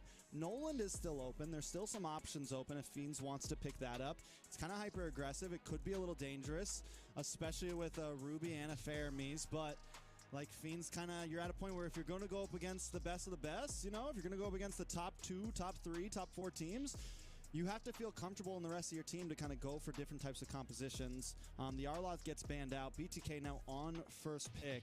I think they got to pick up the Claude here. You also deny that from Kohari, which he showed he does amazing on the Claude, which is one of your biggest counters right now with the Faramis. Plus, you get the Purify, so you're able to kind of deal with that heavy spin and not be as threatened from it. I think it's an important pick here for BTK.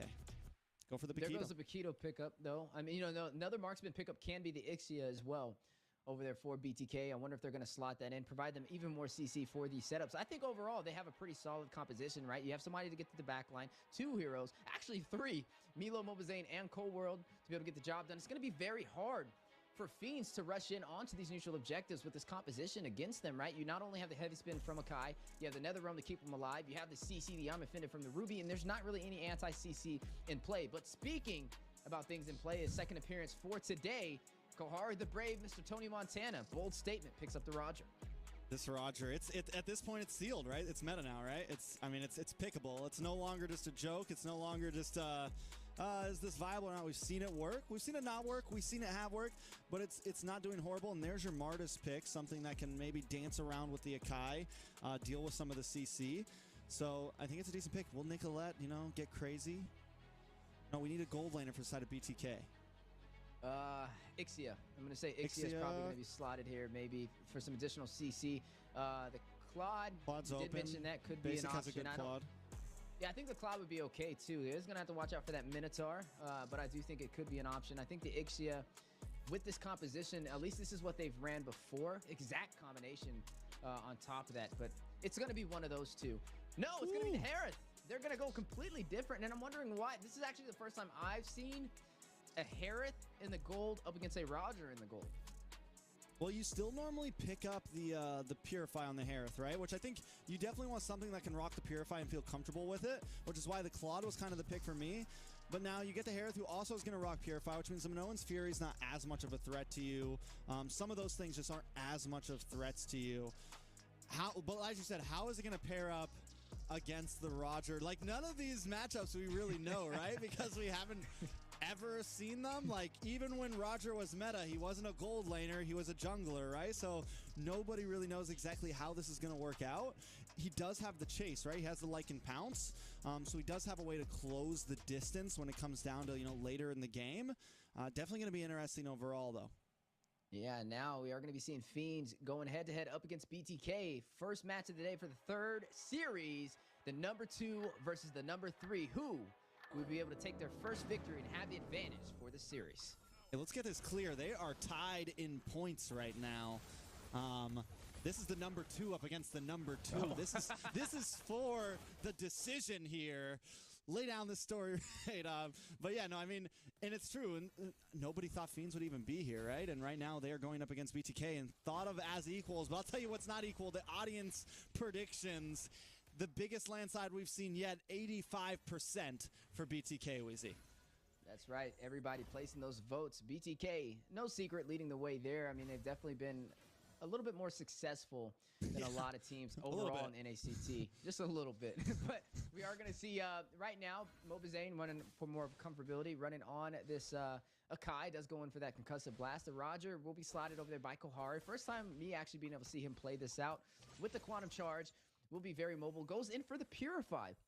Looks like he's worried about the CC combination from the Bloodthirsty King. He's going to probably proc that, jumping with the Lycan Pounce for some possible pickoffs for the low HP hero pool from BTK. But he is going to have to watch out from Nicolette, who is running this Faramis in the mid lane to keep their team alive in the middle of all the chaos.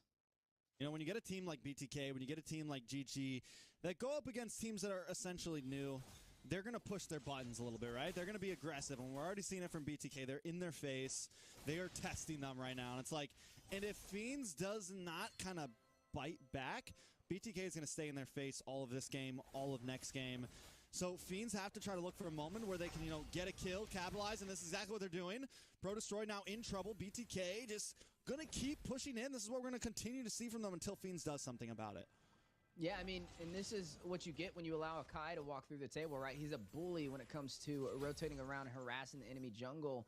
You're looking at BTK, going to go ahead and pull the aggro for this turtle. Magic Give him some vision. Not really sure. He's not going to be able to contest this. Pro Destroy, a little bit of a delay in the jungle since BTK decided to invade, stalling him.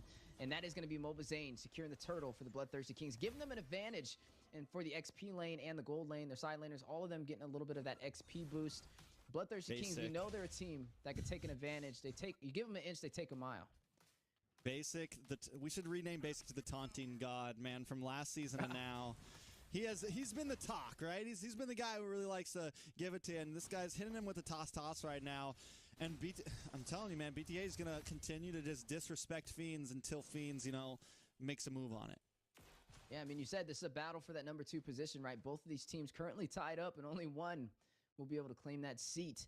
As you are seeing some of the items on the board, both teams getting ready to deal some damage. Akai picking up that Molten Essence, help him rotate around, clear some of these minions, deal that damage with it. You're looking at the Paquito. Doesn't fully go in for the boots, goes in for a little bit of damage to top that off. You have to watch out for him. He's been a little bit more of that heavy hitter, especially after the recent patch where they buffed his damage overall for the skill 1 and skill 2. Yeah, BTK taking the route of more of the invade route, and I do think there is a worry on the board for BTK. It's the CC, right? And we know CC doesn't have the most aggressive early game, but if Uneven can kind of go through this laning phase unscathed, which it's 0-0 right now, it is going to scale above that Paquito, man, and it could become a problem. But it does look like they're finally going to try to make the move on Uneven. MLBB looking for the knock-up. They come in. Milo able to get the kill there, pick it up with the flicker, and now there's a little bit of trouble. Minoan's Fury does come down, gets a knock-up, and MLBB still finds the kill. And with a heavy spin, Fiends cannot engage. Yeah, just too much CC to walk into. I mean, a full brick wall on the bot side from the Bloodthirsty Kings and the invade. A lot of damage. On to Pro Destroy there. He uses the retreat, still unable to get that orange buff. Pro Destroy now forced to run away. Milo does go down. Trobami able to pick up the kill, but MLBB still gets the buff. And overall, it feels like a comfortable trade for BTK. No, early aggression, though, could work for Fiend's favor. They're kind of having a little bit of a struggle, though, especially when you have a Martis and a Roger on the same side. The Lincoln Pounce and the Decimation together could be disastrous, but BTK being able to be the bully inside of the jungle, rotating around, denying the farm away from Pro Destroy, not allowing him to even have a chance to deny or contest these turtles. And now Fiends in a position, may be able to take down Basic, 50% HP. Pro Destroy wrapping around, might go in for the Decimation, but MLBB looking like he's rotating to the bot side for a play as well. Oh, Basic knows they're coming. The Minoan's Fury comes out. Basic sidesteps. Cold World finally into this fight. Some on-force down. Basic is safe. There was some stress there for a second, though, man. All 4 of them went up, but they missed the engage. Yeah, you are going to see some anti-heal picked up from Nicolette. Necklace Endurance. Worried about Fiends over there. Some great itemization. Milo, though, will find Uneven off screen. That's huge. And I want to point something out. I was talking about Basic going for the Purify. He goes for the more aggressive choice here, I feel like. He goes for the Flicker instead. And again, it just goes to show I think he feels confident, right? He feels good. He drops Minoan's Force down. He doesn't feel like he's even going to get hit by this Minoan's Fury at all. He's not worried about it. Yeah, he has the Impure Rage on top of that for some additional damage. And you're already seeing Kohari having a little bit of trouble up against him. Magic there to protect him. Cold World as well. 3-1, though. BTK leading in terms of kills and overall objectives. Oh, Milo does take a little bit of damage here. Able to get the win over on Pro Destroy there. They are just denying them everything right now, man. Purple buff now up and Pro Destroy back at base. MLBB should be able to run away with this safely.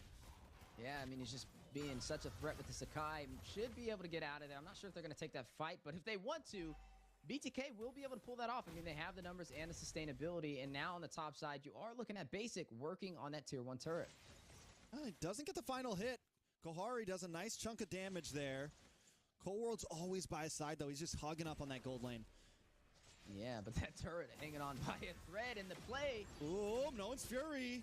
Netherrealm does come out. The Offended locks on and Magic goes down. Kohari now in a little bit of trouble. Does have some defensiveness, but goes down in the end. Basic picking up the kill. Yeah, it's going to be a 2-for-1 trade. 5-1 Basic, increasing his damage with the recall spams. Cold World joining the party right there. I think they're battling. It's like a little squat challenge between both of them right now. But you are going to see the proxy of the mid lane minions may be able to take this objective if Fiend is not careful. They're slowly finding themselves in a hole that they may not be able to climb out of if they don't find some objectives fast. Yeah, BTK giving them the warm welcome right now. Oh, Milo! And the I'm offended connects as well onto Magic there. Magic forces to try to flicker away. Mobazane not going to let it get away. A double kill for Milo. Huge plays by BTK. All in your face right now. Welcome to the big leads is what they're saying. This is looking rough for Fiends. It's a 6,000 gold deficit. Lord going to be up in about 90 seconds. It's funny, everybody recall spamming, but Nicolette being a little bit more classy than the rest. Classy, you keep it classy. Tier 1 turret. BTK now getting control even more on the map, and Fiends struggling to find an opportunity. 7-1, 3 turrets down, 3 turtles in their hands, and a 6,000 gold lead. Yeah, the pressure is there. The pressure is on. Fiends at this point know, all right, we got to buy time, right? We just saw Kohari up in the top side taking the gold crab. Getting, trying to get whatever they can. Same thing. They also need Churobani to level up. The damage is starting to be there, with those meteors, with those hits, but it's still not enough just yet.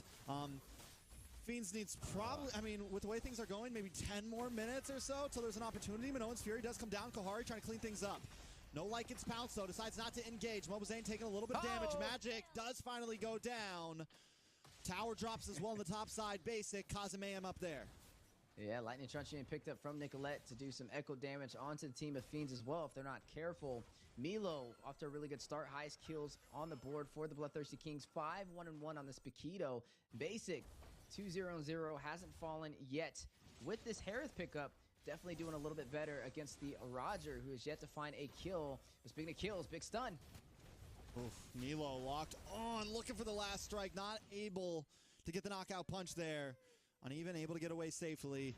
Fiends hanging on for dear life right now.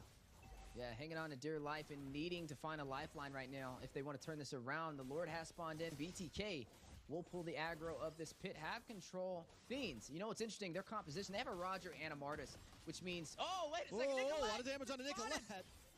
Well played by Kohari, finally putting a kill under his name, and there's the damage. Fiends starting to show a little bit of possibilities. Uneven, takes a punch to the face, but backs off. Yeah, Nicolette need to be careful, especially being the backline, but Cold World in trouble. NetherRealm comes in the next time, but Basic versus Kohari. Kohari takes him out. This is what we want to see. Fiends showing why they're here so that we can still play even with a 7,000 gold deficit. That's Kohari the Brave right there, 2-1-0 on this Roger. You got to be careful if anybody can pull off the tip. The recall back. Milo seconds away from bursting him down. My guys, that's why we call him Kohari the Brave. He's got some cojones. He's ready to play. He's always ready to get there, be there, and is willing to risk it for the biscuit. Fiends now maybe want to try to contest this Lord. Milo looking for a route around the back. Churobani in a bad spot. Needs to get through that wall. Cold World takes a little bit of damage. Mobazane also getting zoned away from Kohari. Fiends definitely not out of this at all. Yeah, not out of it. BTK trying to bait them into this Lord. Wants them to take this fight. They know they have the CC, the sustainability to outlast, but they have to watch out for Kohari, who's able to kind of burst down with the crit damage, and that's something you have to kind of look out for. BTK, though, closing in on to the members of Fiends, but Kohari with the response back. Oh, been no. spotted out. Kohari might not be able to survive this one. Goes down Basic. Gets the revenge kill. Magic now in a little bit of trouble. Basic finds another one with the double. Milo into the backside. Forces Churro away. And now the pin onto Pro Destroy. Basic drops him on Force Pro Destroy. Not going to be able to get away this time. The toss comes out from Mobazane. They're looking for the last hit. Pro Destroy finally falls. Well played by BTK. You could tell he wanted that decimation. Basic was almost low enough for him to be able to get that kill, but nonetheless, a good try. This is what happens when you run a Roger alongside a Martis. So both of them, they try and go into the low HP heroes, but when nobody's low HP and Roger can't get that crit off, and they both get spotted out and focused in terms of target locking, that's when you have a massive advantage toward that mid to late game. And BTK putting on more pressure inside the jungle. Uneven though, man. Like, I still can't count Fiends out just yet. We're seeing the scale slowly happen. And the thing is whether they, like, even if they lose this game, I got to give it up to them, man. They're putting up a decent fight for such a deficit, and these are the things I look for in, like, aspiring teams, right? Can you hang on even when you're this far behind? And Fiends is doing that right now. Yeah, look at Milo, though, up by 3,000 gold, up against Uneven. Does have the Blade of Heptases and the Hunter Strike and the Malefic Roar to deal more damage. On top of a Legion Sword, maybe going in for a Blade of Despair. to deal some high physical damage. As another turret will fall. Lord marching in on the top side. The I'm offended. I'm offended on Churl. Bonnie Basic able to take out the tower. Nicolette finds the kill. It's a nice trade for BTK. Lord still coming. Mobazane takes a little bit of damage there, but should be okay. Lord finally going to crash into the top inhibitor. Pro Destroy trying to hold down the front side. Magic maybe looking for Minoan's Fury here. Does have it in the kit, ready to pop off, but holding on to it, waiting for the right moment. They're going to melt down the Lord finally. Inhibitor does go down mid as well. Here comes the Minoan's Fury. Nice flicker. Can the rest of the team capitalize on it? Netherrealm comes out. BTK still up. Magic goes down. Mobazane taking a lot of damage. Back to full bar health because of the Netherrealm. No. Pro Destroy into the midst of them. Looking for a decimation, but not able to connect in time. Samon's Force comes down. Basic against Kohari once again, and there's the flicker. The toss unable to get the kill. Still a minion on the field, though. BTK doesn't close it out just yet. Another wave coming in. They want more. Cold World does have the I'm offended ready to go. Milo with the godlike kill on a Kohari. Locked onto the base, and BTK looking for the finish. The double for Milo. And that is it. BTK takes game number 1. Sealing the deal. Game number 1. 13-minute finish. 11K gold lead. Spearheading the way. The Bloodthirsty Kings off to a great start up against Fiends. Good start indeed. I mean, just holding down the front, being so aggressive. And when you said it in the beginning, this is something Fiends is going to have to watch out for. And BTK showed it to be true easy. Yeah, I feel like it's a little risky, right? They ran the Roger, the Martis combination. I mean, that would kind of require them to take off in the early phase. And BTK running that Akai, running that Ruby, being very sustainable, having that Faramis to back them up. They were able to deny the rotations from Pro Destroy to be able to get not only to his purple buff, not only to his orange buff, but even the turtle and Lord plays. I feel like overall, when it came to the objectives, BTK stampeding through. I mean, look at it, 16-3, very fast game at that 13-minute mark. And it could have boiled down to them skipping their first ban. I wonder what really happened there. I feel like that should have been the Akai ban, if anything. Yeah, could have been the Akai ban. Should have been. But maybe they will plan something differently as we jump into the second match. Could have been the Akai, could have been the Faramis. And this is the thing about BTK right now, right? Is it's just they prioed the Ruby and the Faramis, and it just shows how much confidence like Nicolette has in this pick. It shows how much confidence Cold World has in this pick, and it just goes to show, you know, banning like, and those aren't super meta picks. Those aren't like always on the ban list right now. They are sometimes, but not all the time.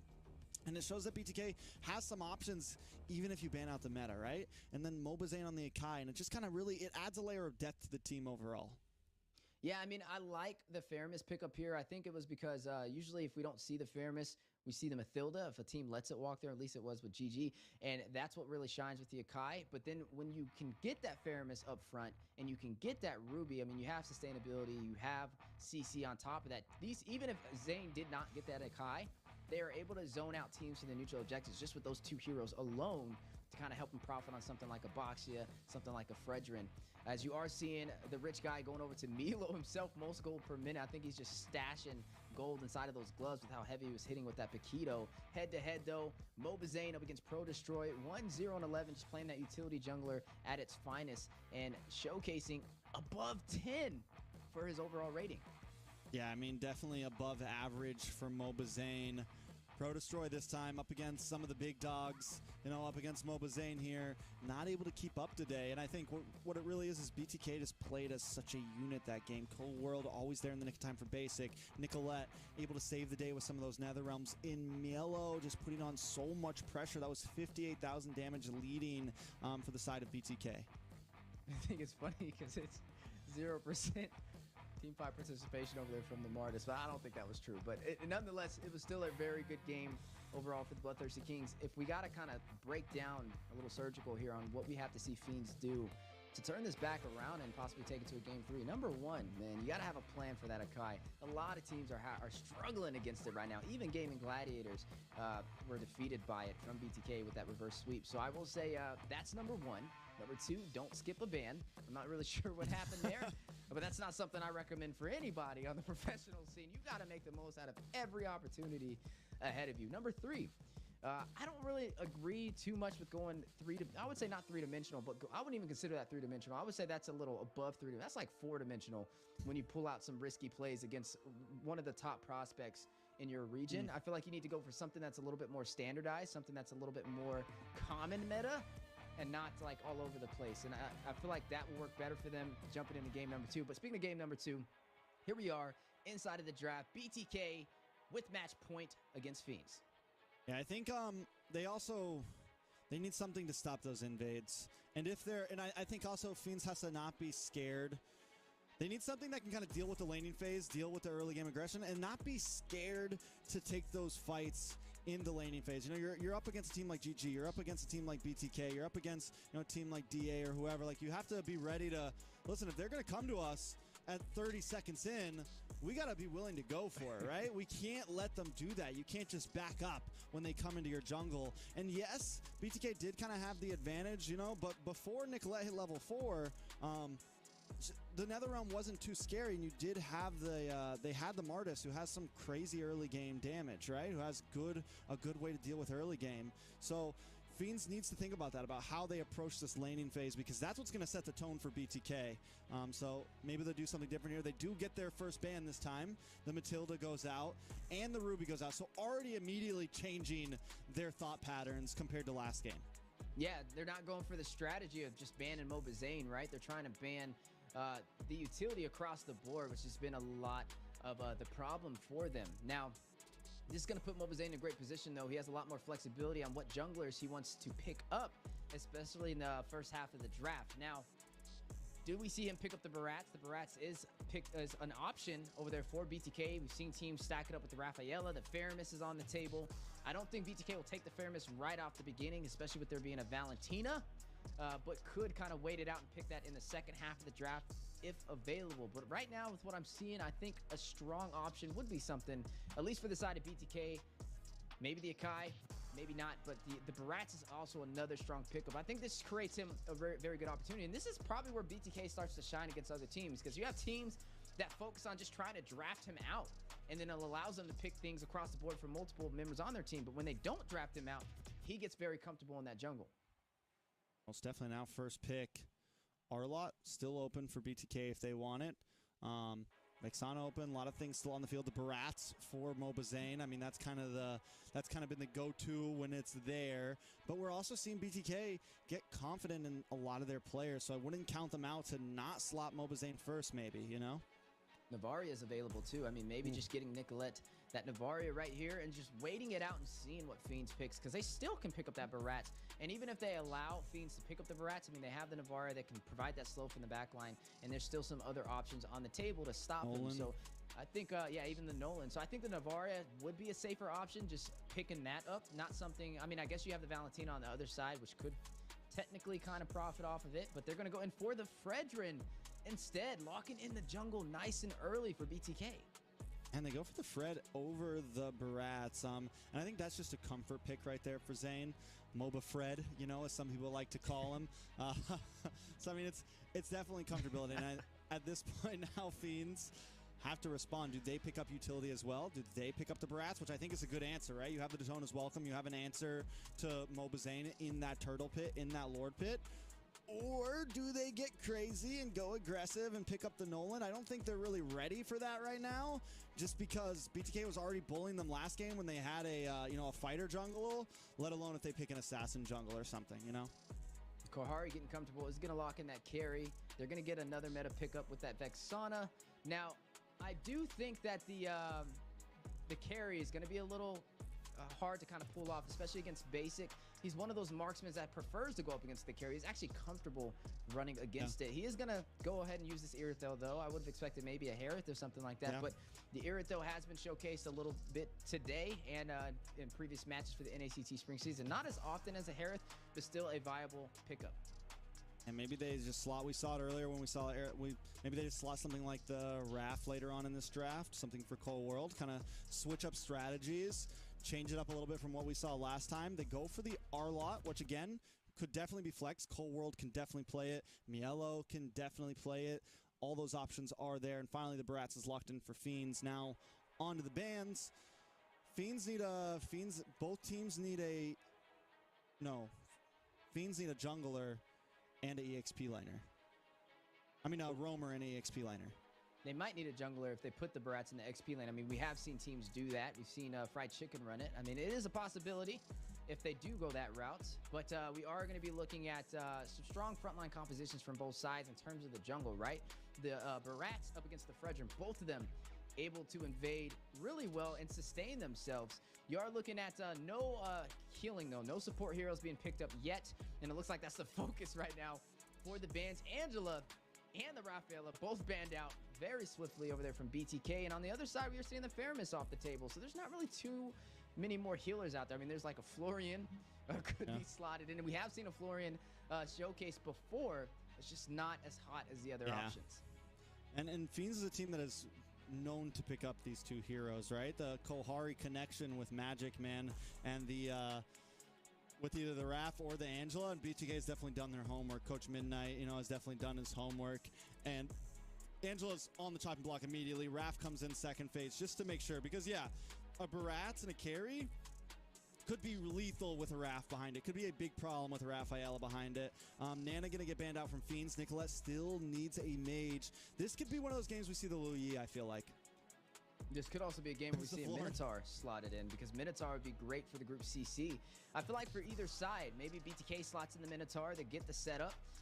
It'll stop that Barats, especially when he tries to go in for these neutral objectives. You are going to have to watch out for Kohari, though, on this carry. I mean, you're already having not only the Arlot, but also the Fredrin, which is going to have to watch out for the Speedy Light Wolves. If BTK does not go the support method, I wonder what roamer they will pick up. I think a Minotaur would be okay. It could be an option. The Grok is still on the table. I mean, if there is a Minotaur on one side, maybe the Grok on the other can negate some of that CC, get a good wild charge off. But nonetheless, a lot of options are being limited later in this draft. CC for the XP lane up against the Arlot. Both of these heroes very good in the XP lane. I feel like the CC is a little bit more mobile, but the Arlot synergizes well with the crowd control composition that BTK has. Yeah, and Uneven did well on it last game, even though they lost. You saw the damage start to scale. Fiends just has to not fall off too hard in the early game this time. The composition is definitely good from Fiends. This is, you know, just a textbook, decent picks, well-rounded, frontline, shred, all the above. A little bit of early game, little mid, little late. Maybe still lacking a little bit in laning phase for Fiends, but they do have the defense there. BTK, like I said, I got a feeling we might see Nicolette Luyi here, man. There's not much else for her to pick right now.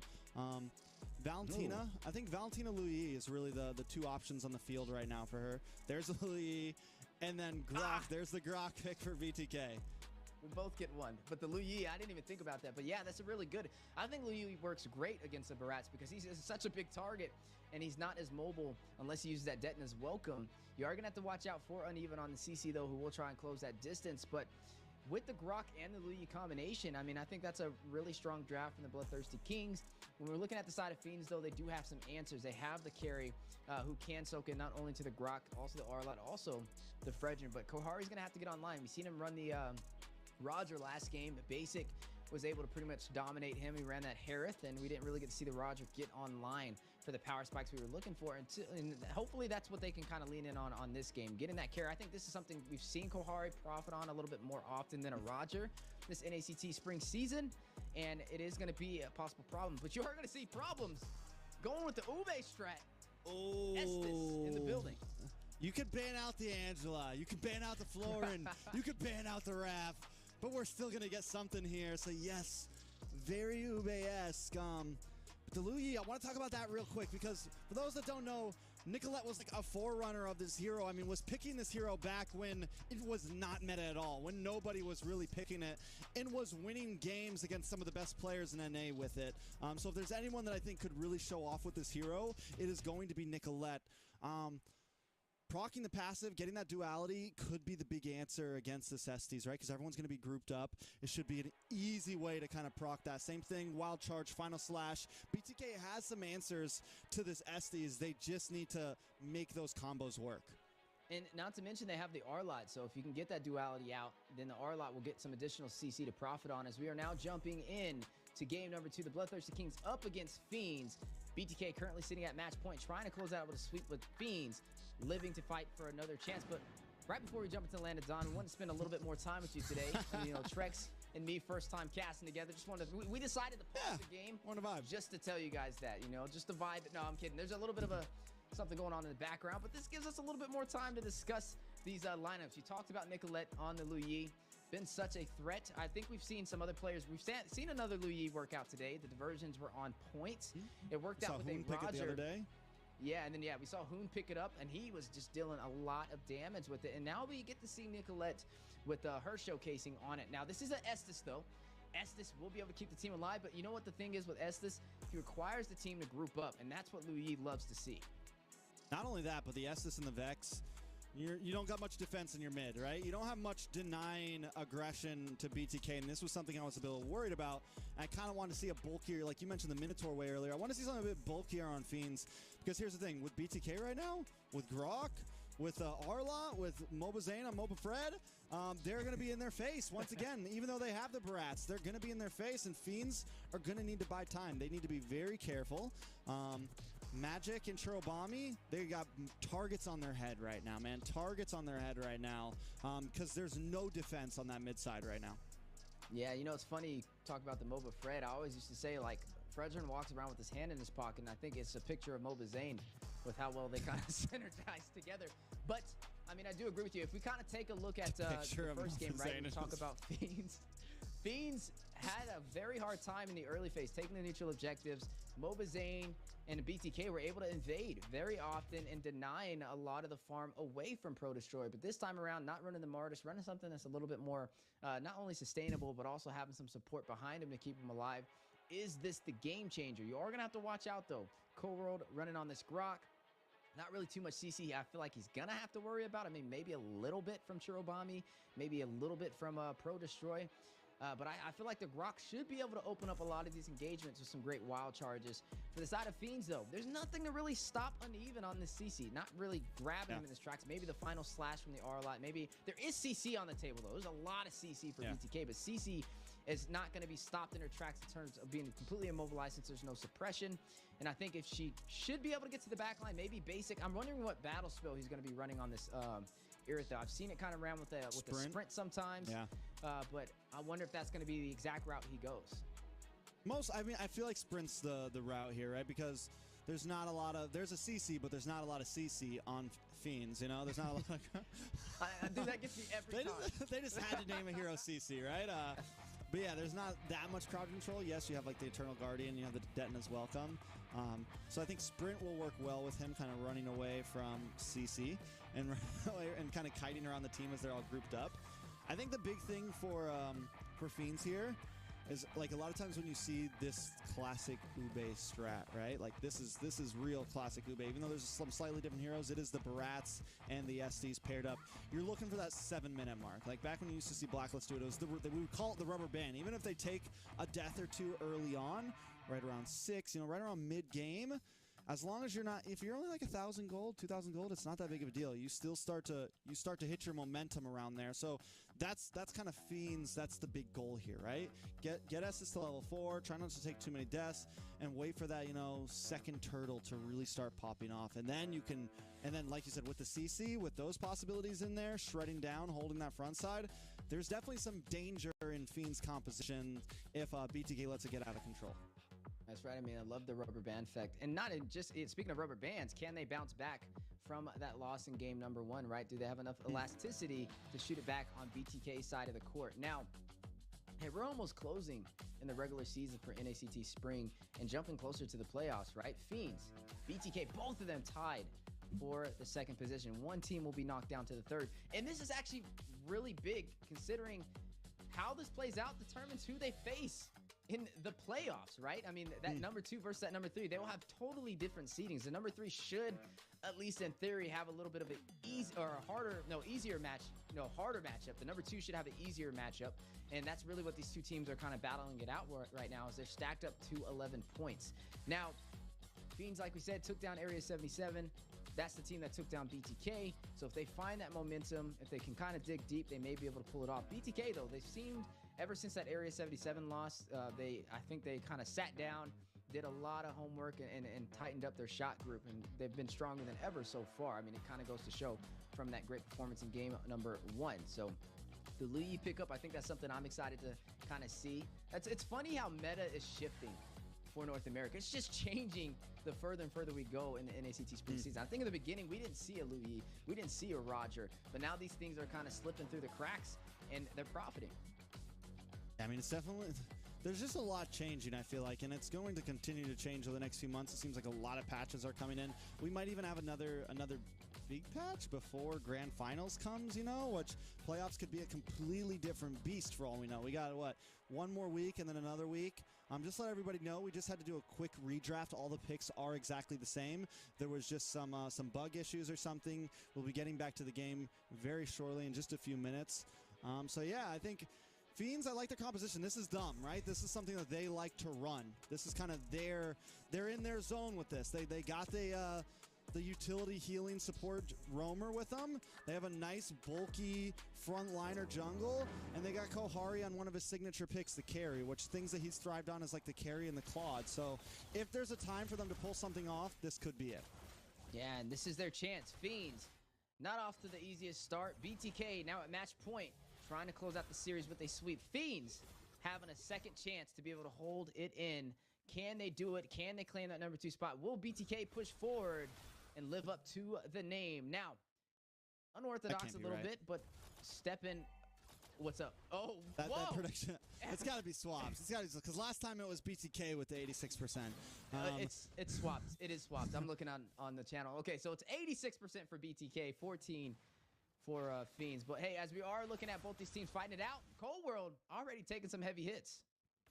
Now, I do want to point something out. Fiends has not been swept yet. They have taken some losses, but they've always at least put one on the board. So if time tells correctly, even if they lose against BTK, there are, you know, it's in their favor to maybe win a game here at least. I would love to see. I'd love to go to a game 3 between these two teams. Let's see if Fiends really has what it takes. Now, BTK are taking their time right now, and I don't know if that is the plan, man. I think they need to be moving fast and trying to close out Fiends' win condition as quick as possible. Yeah, I mean, game number 1, we saw Mobazane and BTK kind of full send the jungle of Fiends, being very aggressive super early. But this time around, we're not seeing a Martis. We're seeing a Barat stacked up with an Estus to be able to keep them alive. And I think that's kind of forcing BTK to pull their punches a little bit more than what we often see. We are going to see this first turtle spawning in, though. Both teams getting ready to take this first neutral objective. Now, it's going to be a battle of sustainability from Fiends versus just pure damage and crowd control from the Bloodthirsty Kings. Overall, we have to see which one will kind of prevail and hit the mark early in the game, as you are going to see both teams fighting over this turtle. Doing a lot of damage on Uneven there. Uneven's going to be forced to go back to base and not be involved in this fight. Cold World holding down the side. Churro right there as well. Nicolette and Milo coming in. Nice duality. Gets the CC. Protosword takes a lot of damage. Eternal Guardian does come down. The final slash locks on a Protosword, but the tone is welcomes him in and bashes him against the wall, but still goes down. Cold World picking up the kill. Protosword finds one, though. It's a 2-for-1 right now. Uneven goes down to Nicolette. Nicolette now on the run. One more shot, and she's out of here. Mobazane able to find the turtle now. Going to move on to the enemy jungle camp. Nicolette still staying in the lane. Yeah, 2-for-1 trade and a turtle for the side of the Bloodthirsty Kings. Good start for them. Not the easiest for Fiends. They are still in this, though. Need to find some answers. They need to find trades in the beginning. If they can't find these turtles, maybe go in for the turrets instead. Pro Destroyer got picked off right there. Milo was able to open up the opportunity with that final slash. He did fall in the process, though, finding his first death of the game, but the assist is what mattered the most to create that opportunity for the Bloodthirsty Kings. Speaking of matchups, though, we are seeing Basic on this Irithel, running that Quantum Charge. It's going to be very mobile. We asked about what battle spell he was going to be running. He actually is going in with the Purify. He's not going to go in for that sprint. But speaking of sprints, Cold World, Pro Destroyer kind of being a little bit of that bully, that Barat's in the jungle, forcing him away from the invasion and the vision. That's the just in case right there. That's the just in case. Oh, nice final slash on a Churro. We'll get healed up from Magic. But the Purify is kind of clutch, right? Just in case he gets hit by a Detna's Welcome. Just in case an Eternal Guardian locks on. He can buy the little bit of extra time. Does take a couple shots from Kohari, but willing to go the 1v1. Nicolette with an immersion, the wild charge onto Kohari. Kohari back under the base. More fights ensue up in the top side. Pro Destroy misses the Detna's Welcome, and now is in a little bit of trouble. Basic. Mobazane gets the final shot, though. That's another kill for BTK. And another death for Pro Destroy. 2 deaths of the game so far. Not off to an easy point over there. Pro Destroy, the jungler for Fiends. Not only just a jungler, he's running on the Barats. Magic not able to really keep him alive, kind of protecting Kohari on the bot side against Basic, the king of recall spamming down there, showcasing his comfortability in the gold lane. 3-1 though, 1 turtle and under their belt, and Fiends yet to find a response. And he's getting denied a lot of jungle here. Mobazane in all of his camps right now. Pro Destroy 2 levels down overall. Oh, a lot of damage.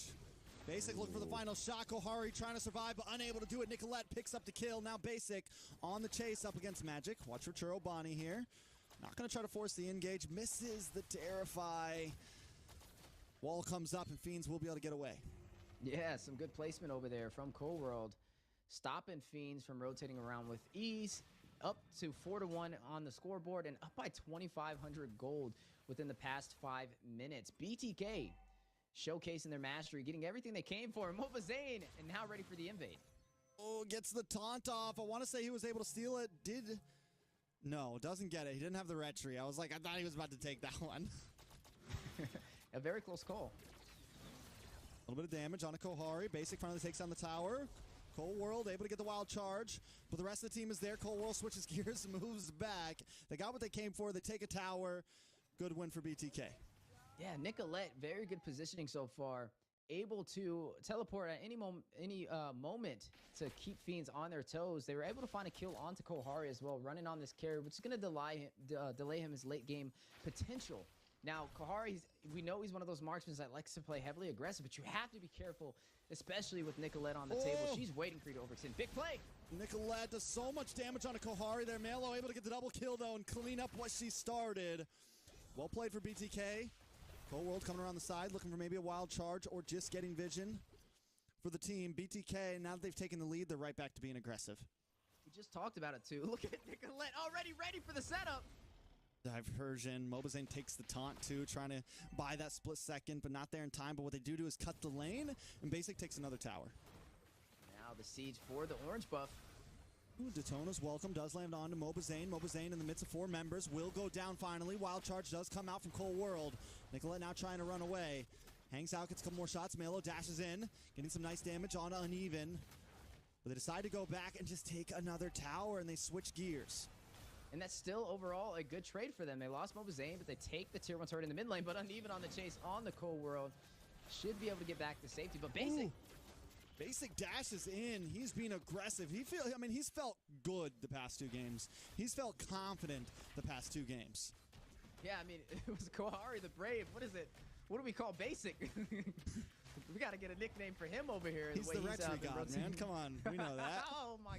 All right, Basic the retry god. But you are going to see 6-2 for BTK. Now up by 4 kills up against Fiends and 3,000 gold and climbing almost to 4,000. Cold World very low, though. Needs to get out of there. We'll be able to hug that wall to negate the CC. The Bloodthirsty Kings still holding on to every single turret. Hasn't lost a single one, and up by 3 towers and 2 turtles. Diversion play, though. Where are they going? Oh, down to the boss side. On to Kohari. Kohari's in trouble. Milo flickers in. Gets a wild charge on a Magic there. But the Blessing of the Moon Goddess does give some heal. Pro Destroy able to get the nom-noms. On to Mielo. Mielo goes down. Fiends finally picking up a kill. We're starting to see the snapback. This is what I'm talking about. Right after 7 minutes, you got to start to be careful. Mobazane is going to get the Tanto on to Kohari. Kohari able to dash back. The heal comes in, and everyone's safe for now. Yeah, Magic doing really well in the Blessing of the Moon Goddess, keeping the team alive. Kohari was very low right there, and then he procced it and was able to help him to sustain himself in that fight, and it turned around and worked in Fiend's favor. BTK definitely need to be a little bit more careful on these engagements. Speaking of being careful, diversion play from Nicolette. Ooh, they're waiting in that bush, Cold World. Wild charge, does lock on a 2, and the cleanup happens. Nicolette with the killing spree. Clean up on all 3. Clean up on all 3. BTK, Nicolette. If anybody's getting an MVP, it's got to be her with the smash 3 plays of this Louis, a hero that we've seen her use time and time again on the professional scene, and has been kind of known. I would say this is a signature pick over there from Nicolette, and she's showcasing just how strong the Louis can be. Yeah, I mean, it's becoming definitely a problem. You never know. I mean, at that point, you start to put fear into them, right? It's like you just never know where they are, man. They could be in any bush at any time. Fiends has to think about that. Now it's become a mental game as well. I think at this point, Fiends, they just need to stay grouped up, man. I mean, I know it's tempting to try to, like, go and try to stop them from split pushing, but you got to group up. You got to wait for the next, maybe this Lord, and maybe try to make the play before it becomes too much. Yeah, but I mean, Nicolette able to pull a trick out of her bag any second of this game with this Lu Yi has been a problem. Even when you think they're at one place, they're at another, and I think that's where they're kind of shining on. I mean, look at Nicolette, 5 assists so far, almost tied up with Cold World, who's the roam for the Bloodthirsty Kings, and she's also leading the way in the most kills. You are seeing a great Guardian's Barrier dropping down. Ooh, the pincer. They're around the back. The knock-up. The slay, but wait, Protosaur able to get the nom-noms. Spit back Mobazane, get the stun on 2 members. Blessing Moon Goddess does keep them up for just a minute. Uneven now into the midst of the fight, but Magic taking too much damage. The Appraisal's Wrath takes down 2. A double kill going to Mobazane, make it a triple. Zane under the tower, exerting dominance. Zane the main, able to my main properly go in there. Take down 3 members with the triple kill. Pro Destroy, Magic, and Uneven. 3 for none trade. Now increasing that lead even further for them. Fiends having a hard time keeping up with the momentum and the pace of the Bloodthirsty Kings. Kohar the Brave, though, is willing to take the fight. Oh, did he go too deep? No! Wild Charge knocks him up. Too brave today. Basic takes him out. Magic and Churro Bonnie forced to watch and then get pushed in. Another Appraisal's Wrath paired up with a final slash. They're going to move in. Magic goes down. And now Uneven is alone. Pro Destroy trying to come around the backside.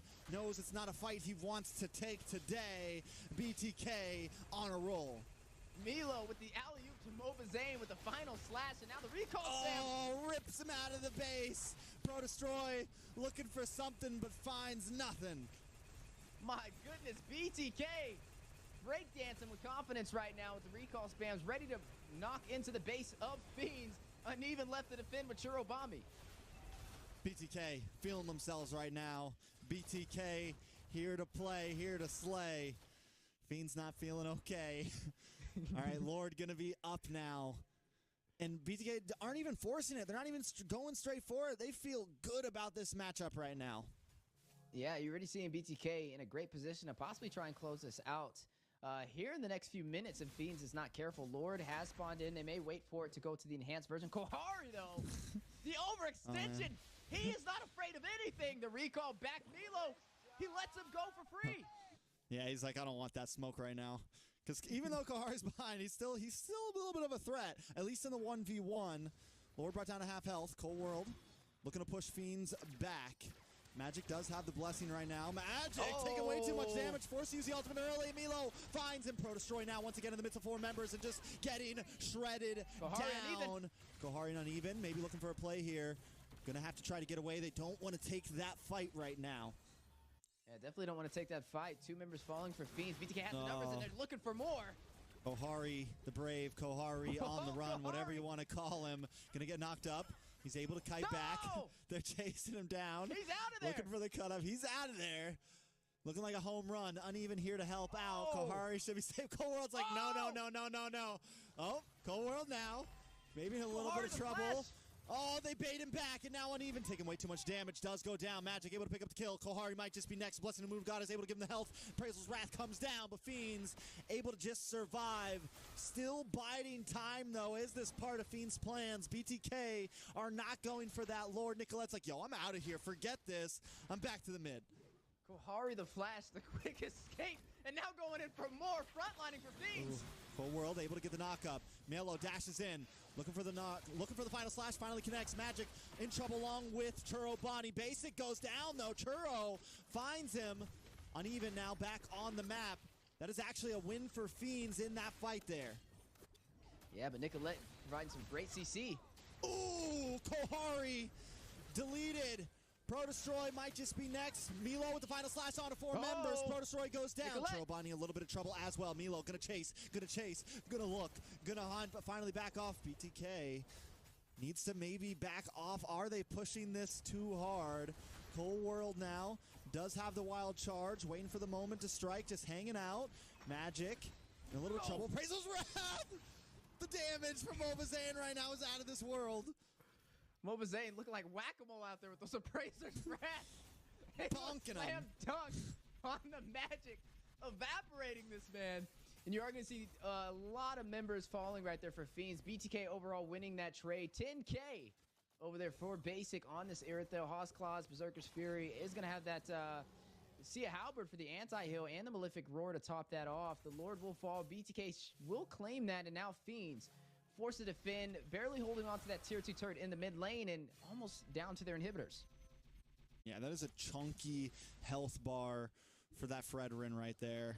The shield is out of, I mean, the heal back is out of control. And that's why those appraisals Wrath are just so out of this world. Nicolette with the diversion. Cold War once again. Catching them from the offside, but the Blessing of the Move Goddess keeps them all alive. And now they're looking for a moment to come back. Cold World very low. Those tricks are starting to get a little old, and Fiends isn't going to keep falling for them. They're not going to keep on working as this game moves forward. Nice Atona's welcome. Gets a stun onto Basic there. Kohari now coming in. Looking for the outplay. Can he get it? Kohari goes down. He tried, but is unable to do it.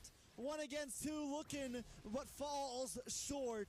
Now Nicolette and Cold World back in the midst of this fight. Gets a duality on a Magic. Magic able to heal up. Basic still holding the distance. The tower goes down. Fiends back under their final defense of inhibitors.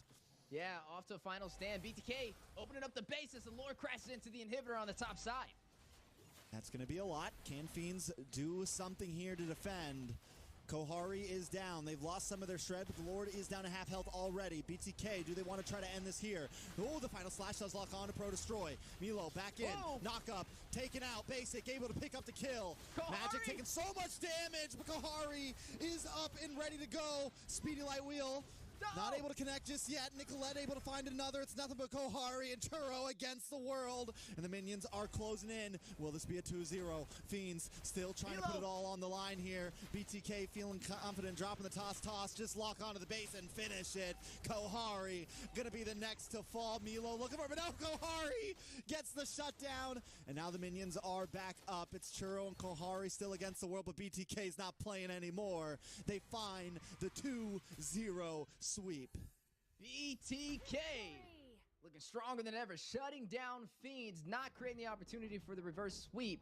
Able to close the doors on that amazing victory. A great finish and a very explosive match from both sides, as you are seeing the team stats. 25, 6, and 60 overall assists from the Bloodthirsty Kings.